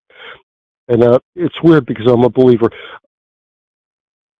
So, but I thank you for your input. I do feel enlightened talking to you, and you're very wonderful people. You didn't try to attack me because I'm a believer, so I really do appreciate that, No problem. And I'm kind of curious. You said that you deconstructed, from fundamentalism, but I'm just kind of curious. What makes you stay a believer? Like, what makes you keep believing in God? Okay, because that's a good question. Thank you. I believe there's a power greater than man. I just look up in the sky, and man is so weak and feeble. There's a power greater than man, an infinite, powerful force greater than us. There has to be, because we're a bunch of flesh and blood, and I feel strong when I look up and I believe there's a power greater than man, a God, Yeah. So I guess you would say it's primarily emotional. Would you say that it's primarily emotional in nature? Well, yeah, I think so. It makes me feel good to believe that there's a power greater than us, that. Okay. Because we're so weak. We're Well, I'm just kind of wondering, like, how do you, and I'm not trying to be shitty about this question or anything, but how do you differentiate your emotional feeling, for your God, versus somebody in another religion that has a different God that feels the exact same way? I can't answer that. I'm sorry. I can't do that right now. I can't. Oh, that's perfectly fine if you don't have an answer. I don't know is a perfectly fine answer. A lot of people like to act like it's not a good answer, but it's a perfectly fine answer. Yeah. Okay. Okay. So you and Janice were like hardcore believers in the Bible. Okay. I have one quick question. Did you ever study any other literature besides the Bible that confirmed the Bible, or like, can I give you an example? Like, there were 500 witnesses of Jesus' resurrection, okay? Is there any other book or writer or literature that confirms who these 500 witnesses were?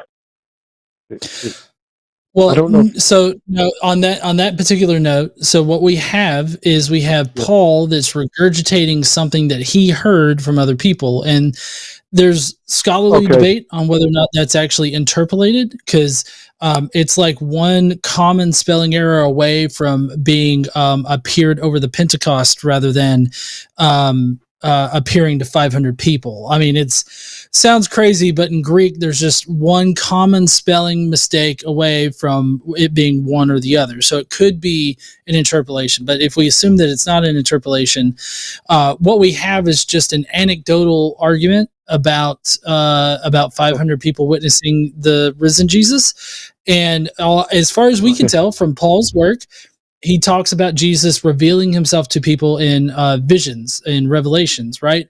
And so this appearing is most likely talking about Jesus being revealed in visions to 500 people. Do we know, do we have any records in history that confirm how many people Jesus supposedly revealed himself to?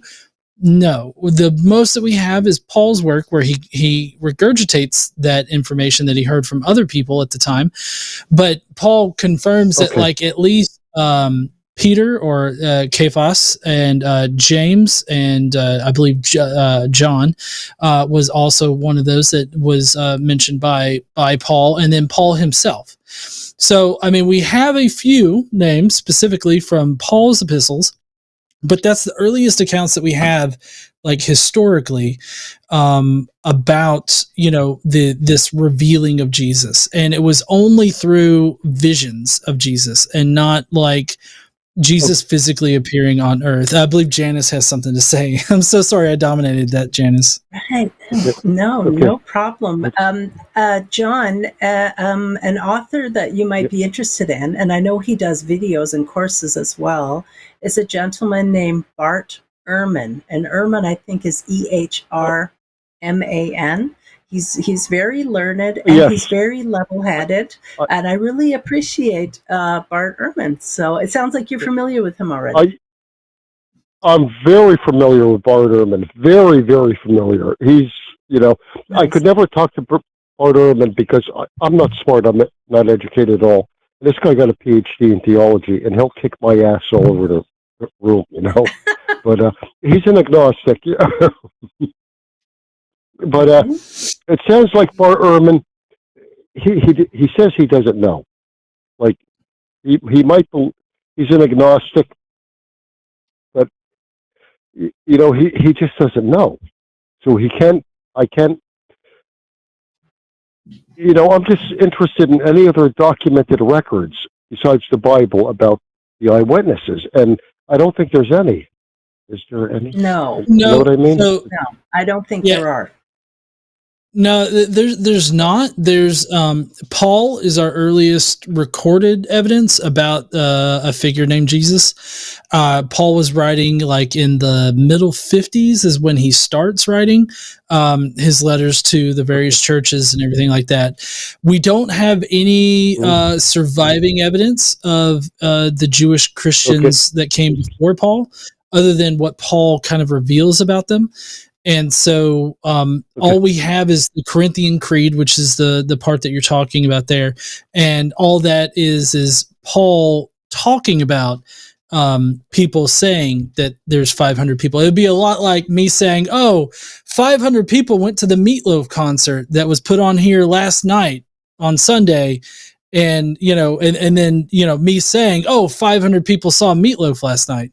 Meatloaf has died, and so it would be unlikely for Meatloaf to appear now. Right. And so that's essentially what you've got. And there's like no way that you can double check this information.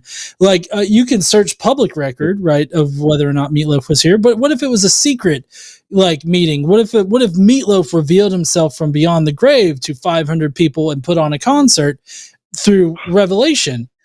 How would you go about, actually verifying that kind of thing? I mean, I think that it would be hard even now, and that's with, all of the available technology that we have for communicating with people. Just imagine how hard it would have been at that time, like in the first century, like 55 CE. It would be nigh impossible to actually verify any of that information. But an important part for the Corinthians Creed, in my opinion, is the part where it talks about how all of this information is according to the scriptures. For me, that kind of seems to indicate that Paul knew a lot of this information, not the 500 witnesses claim, but like the fact that Jesus died and that he resurrected. All of that comes from scripture, it seems, as far as Paul understands it in that particular Corinthians Creed. And so, I just, there's not much outside of the New Testament that speaks about Jesus or any eyewitnesses. So the best that we can tell is that Paul knew some people that were apostles before him. Like, I think that's about as specific as you can get and support. I think Bart Ehrman would probably disagree with me on that, but I've actually spoken directly with Bart Ehrman about some of these topics. Okay. And it's interesting how the disagreement lies. It's very minute disagreements. Okay. So, the earliest transcripts of the Bible, were they in Arabic?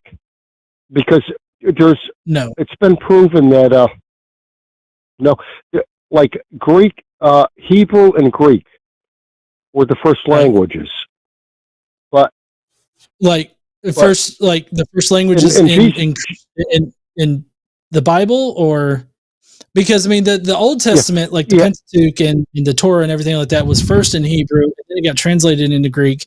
But the New Testament has always been in Greek. Like that's what it started out as. Was it? Okay, so was there an original language that was written in Arabic from the language that Aramaic. Jesus and his disciples spoke? I'm sorry, Aramaic. I'm sorry. Well, so yes, Aramaic was Aramaic was a commonly spoken language in that area at the time, but it was a commonly spoken language. The only evidence that we have for like Paul's letters or any parts of the New Testament, it all goes back to Greek. And so it was most likely written in Greek first rather than any other way. Okay, so the apostles and the disciples themselves, they didn't actually write books. Is that correct? That's correct, but I think Janice wanted to say something. Okay. John, I don't know if you've ever heard of an author called Joseph Campbell, and he wrote a book called The Power of Myth. But even better than his book, he did a video series with a journalist named Bill Moyers, I think back in the 80s, late 80s, early 90s. But The Power of Myth, that video series was so powerful for me, and I wonder if it might also be powerful for you. I love that you've already, you're aware of Bart Ehrman, and so this fellow, Joseph Campbell, he actually takes things farther, and he's looking at common mythologies that humanity has had through the years, and which stories are just kind of recycled mythology from one generation to another, from one people group to another. And until I started following this fellow who's deceased now, but I didn't know that there were other religions that also professed to have a savior that was martyred, that was murdered, that rose from the dead, a virgin birth, different things like this that I, as a Christian, I thought that was only particular to Christianity, but that there are other groups, other religions and ideologies and myths through the years also that talk about these things. So I don't know if The Power of Myth would be anything that's interesting or helpful to you, but I just wanted to let you know about that resource. Yeah, because I do want to analyze that, The Power of Myth. Okay. Because I'm an analytic person, I just want to see, look into it. And okay, thank you for your input. I'm going to let you go, and you're very compassionate people, so thank you for not attacking me or anything. Well, like I said, typically we try to match energy. Typically, we try to match energy. So if you come in with a very inquisitive and just peaceful, I guess, sort of demeanor, that we're going to match that. So we appreciate you calling in and being such a great caller. Okay, thank you very much for all of your input, and you have a good day. It was a pleasure. Take care of yourself. Bye bye. Yeah. All right. Bye bye. Yeah. I hope you have a great night there, John. See you later. All right. Thank you. Bye. Bye. All right. Well, we are headed into our last call for the night, which is Taylor. But I do want to say, Janice, do you want to tell everybody kind of like where they can find you and everything like that in case they want to contact you or see what you got going on? Yes, thank you so much. So my website is divorcing-religion.com, and you can reach out to me through that. I'm also on Facebook. It's called the Divorcing Religion Workshop. I'm on Threads as Wise Counselor. I'm on Instagram as Wise Counselor. And of course, my YouTube channel is called Conference on Religious Trauma. And I'm hosting a big conference next year, Shameless Sexuality. That'll be taking place in Seattle. And you can find out more at shamelesssexuality.org. And I just want to thank you again, John, for having me on the show. It's really been nice interacting with you and also with our callers. Yeah, totally. And I think that you helped mellow me out a little bit for some of the more outrageous callers. So I really appreciate that. We're a good team. Yeah. All right. We're going to go to Taylor. What's up there, Taylor? How you doing? Good. How are you, John and Janice? Doing great. Very Can you hear me? Yes. So what you got for us there, Taylor? Finally hearing that delay that people have problems with. So mine might be a little bit off topic, but it's an argument for priming. Are you familiar with priming? It might be too narrow for people to have heard of before. I don't think I've heard of it. I don't know. Janice, have you heard of it? No. No? Okay. So there's a quick 4-minute video on YouTube that I can link you in the future, but there was a book written by Professor John Barg. He's in the Department of Psychology at Yale University, and the book is called Before You Know It, The Unconscious Reasons We Do What We Do. And the whole, I can sum it up for you, it's essentially you can put somebody in a certain circumstance that would make them more likely to act in a particular way. So the video shows somebody, the test subject or the person who is doing the test, they're told that they are to decide whether to hire somebody or not. They're interviewing a person, and it's up to them whether to hire them or to pass. And the experiment is they hand that person either a warm drink or a cold drink. And the correlation between the hot drink and hiring and the cold drink and not hiring is convincing. So there's such a small thing that they call priming can make somebody more likely to act in a certain way. So that's the premise that my argument is kind of based on. So it's a logical argument. I don't know if you have a pen and paper if you want to type this out, but it's 3 premises and then the conclusion. And the premise A is just the understanding of priming, what I just told you, if you accept that priming is true. Premise B, educating people about the unreliability of faith decreases suffering. And then premise C, priming, for the benefit of the caller, is morally correct or at least morally permissible. And that last one, premise C, is probably the controversial one. But if you agree that all 3 are true, then the conclusion would be something like priming callers to be more willing to understand or accept the unreliability of faith is valid and a moral practice to decrease suffering. So if we agree that religion can cause trauma, then being helpful and allowing people to understand faith is not a virtue, and helping them leave the faith is a good thing to do.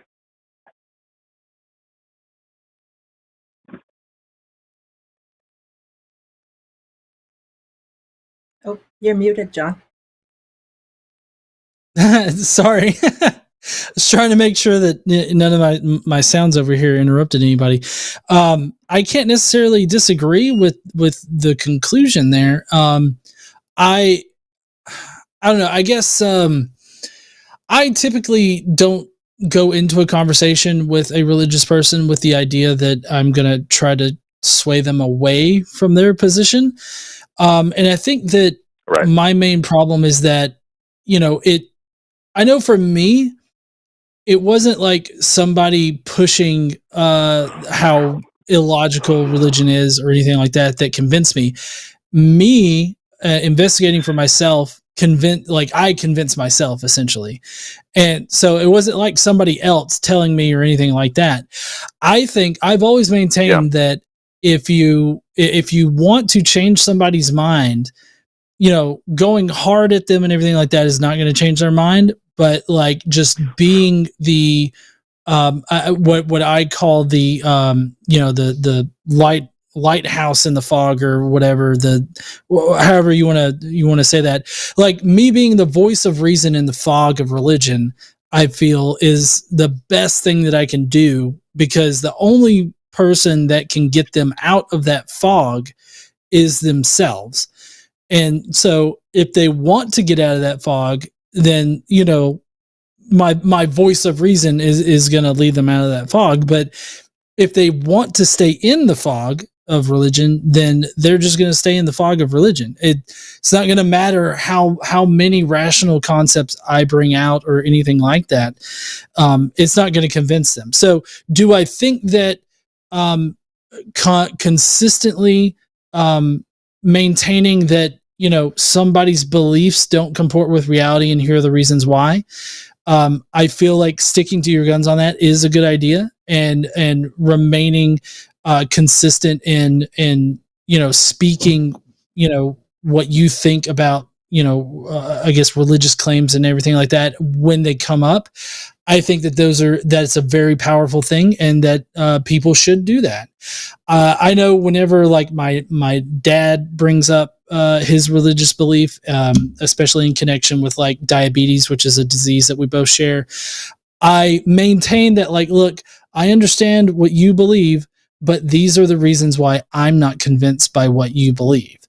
And so, you know, maintaining that kind of, I guess, conversational stance, in that you're not telling them, hey, stupid, don't believe this, in whatever kind of way that you want to do it, but maintaining like this sort of distanced language of, I get you believe that, this is why I don't believe that, and speaking some rationality, not as an accusation, but more as an explanation for why it doesn't make sense.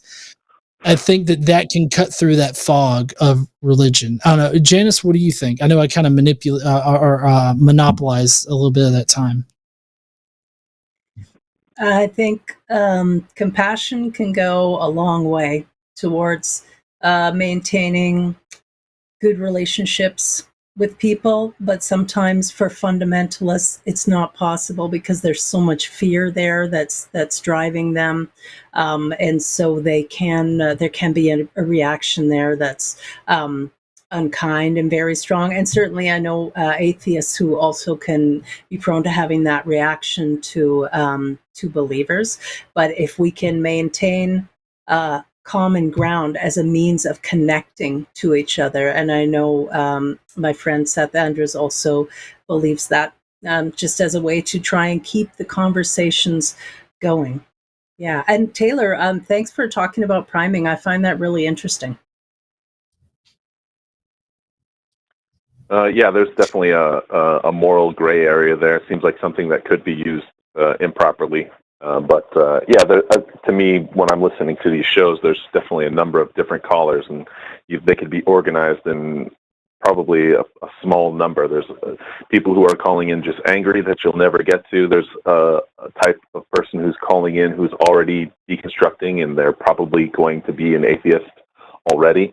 But there is probably a middle ground, a gray area of people who you really could be, you could help them by convincing them, and there are some scientific ways to do that, as far as I've found.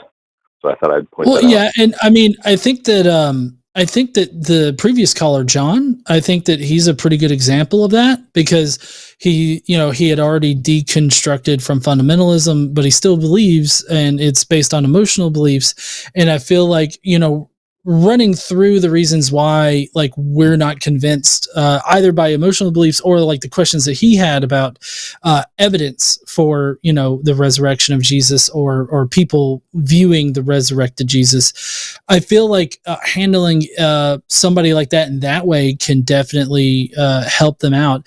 I feel like maybe I'm misunderstanding priming, but I feel like I have an example in my personal life of where a religious person primed me in a situation that they thought would drive me closer to God, but it actually drove me away from God. Right. Because the way that I started re-examining like what I believed and why I believed it was that I was playing church softball, and I had been struggling with like belief in God and everything like that, and going to church and everything. And so I talked to one of my best friends about it, and he basically laid out a very fundamentalist kind of argument, and that's basically that the Bible is true, inerrantly true from cover to cover, and if you don't believe in that, then you're not a Christian. And I understand that now to be a no true Scotsman fallacy, right? I can obviously not believe that and still be a Christian if I wanted to. But at the time, it got me really thinking like, well, I guess that means I'm not really a Christian because I can't believe in all these ridiculous things that are in the Bible. Like I know they're in the Bible and I don't believe them. So what does that make me? And so like, I felt like my friend was trying to put me in a position of either becoming a fundamentalist or not being a fundamentalist, but in my mind that meant not Christian, right? And so it kind of primed the situation for me to choose between the two, and there was no way I was going to be a fundamentalist about it. I've got way too analytical of a mind, and there were just so many things in the Bible that I knew about that just didn't make sense to me, and so I was like, well, I guess I'm not. And so that's I guess that's maybe that's an evidence of priming gone wrong as far as like coming from a Christian point of view, but it went pretty right for me. Yeah, I'd be surprised if he was actively practicing priming. He might have done it unconsciously. I don't know, but it just seems to me to be a tool that could be used well or improperly or used poorly. But I just thought I'd bring it up. And if I'll let you go, I don't want to take up more time, but if you'll allow me some encouragement for Laura, your caller earlier. To me, my experience, it has always been difficult to approach women. So good luck. You're not alone. Yeah, I mean, I guess it can be. I've always seemed to have an easy time approaching people in general, but I mean, typically that comes with a lot of anxiety on my part. So maybe it's actually a lot harder because I don't really talk all that much. But anyways, thank you so much there, Taylor, for calling in. I hope you call in the future.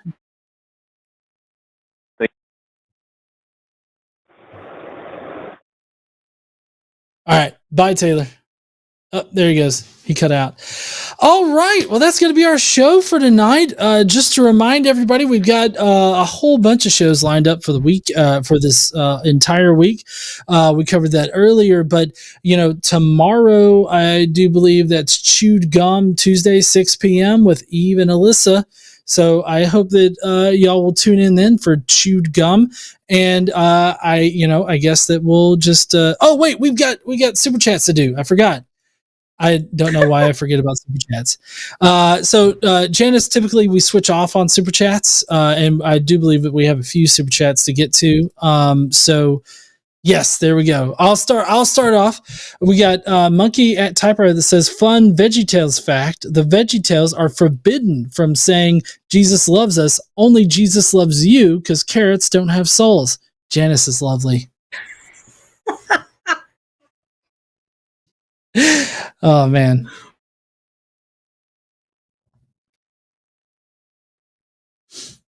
Sorry, can you read this one off, Janice? Janice seems like a wonderful human, but if she wants to come back, she's going to have to fight Alyssa. There can only be one, the line sexpert. Thank you, Monkey at Typewriter. All right, next we got Stomp10, who says, my mom just told me the Bible speaks against interracial marriage. Is this true? Great stream today. What are your thoughts there, Janice? Do you have a lot of experience with interracial marriage in the Bible? No, just largely the idea of not being unequally yoked. But I know a lot of people get kind of racist ideologies from the Bible when they talk about the mark of Cain being on someone's forehead? I'm sorry, I'm so long out of the Bible now, but a lot of people unfortunately use that to promote racist ideologies. So I'm not sure about the Bible speaking against interracial marriage, but it sure speaks about being unequally yoked or married to a non-believer. Yeah, it definitely says something about that. And I guess the key to understanding this is really reframing your understanding of what race is. Because the concept of race has changed a lot over the course of history, and how we understand race now is different from how they would have understood race in biblical times. So how we understand race now are, a lot of physical features that group people together, like Black Americans, people that are from China or just not China, but Asia in general. Like we group people in these kind of boxes that we call races now, and however you want to tackle the morality of that entire issue is different, but. So for races in the past, how you have to shift your understanding is that it really breaks down to just groups of people. So like, that's why Judaism or Jews are considered a race of people, because they are a group that share a lot of genetic similarities, but that's because they were primarily a group of people that sort of stayed to themselves, if you will, in that way. And that's because of things that are taught in the Bible. So like, Numbers 31 is a good example.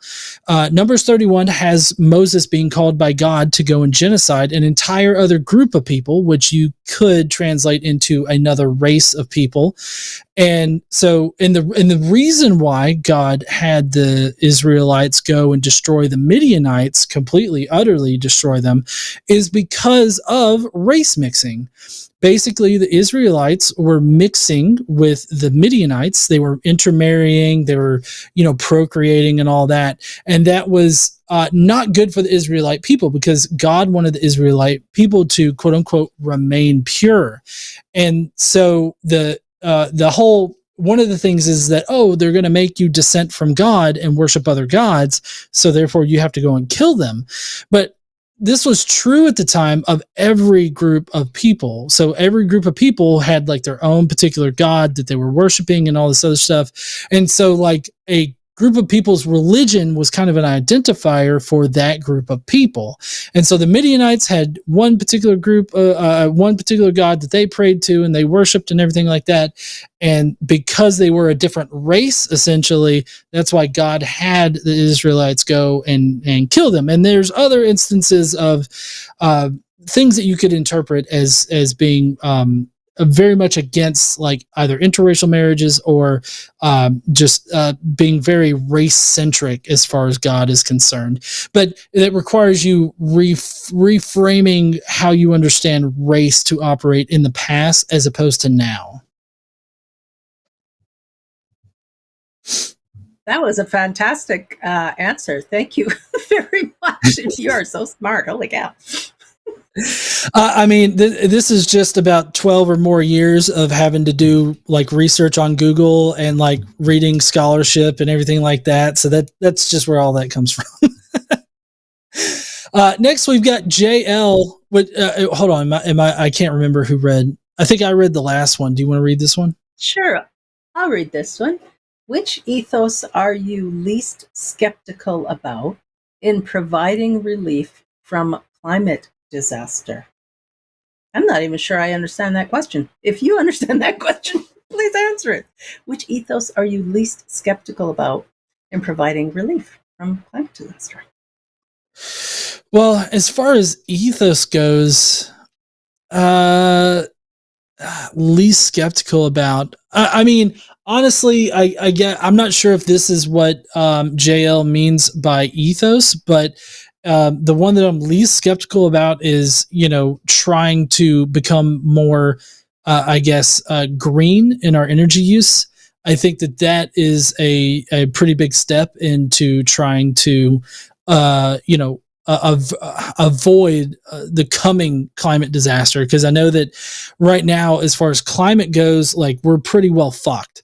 And I think that we need to, really start leaning more into green technology and trying our best to reduce our carbon output if we want to slow the negative effects of climate change and to prevent an even worse climate disaster than what's already coming, because we're already seeing a lot of effects of climate change. I mean, every single year, hurricanes get worse, tornadoes get worse, they get more frequent. At some point, water levels are going to rise, and, Florida is just going to be gone. Florida, a lot of coastal regions, they're going to be overtaken by the sea. And I think that that's just sort of an inevitable fact at this point. It's just a matter of how long is it going to take. And so that's why I'm not moving to a coastal region anytime soon. But I guess, I don't know if maybe that actually answers the question there, JL. If not, you can put it in the chat and I'll try to interact with you at some point.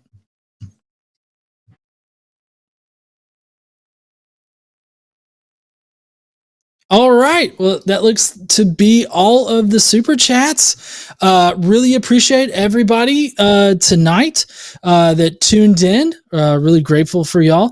I do want to say thank you to our producer, Margan, who's on the other end making all of this possible. And we've also got our lovely moderators in the chat tonight, as well as the call screener, which I think is Dragan.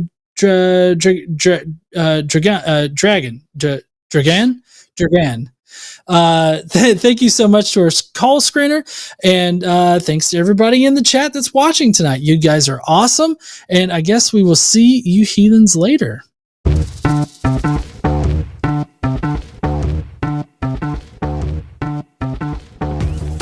And thanks to all the Patreon. We had the Patreon people that were scrolling by too. Patron producers are going by right now. No, sorry, I was on the wrong side of the screen.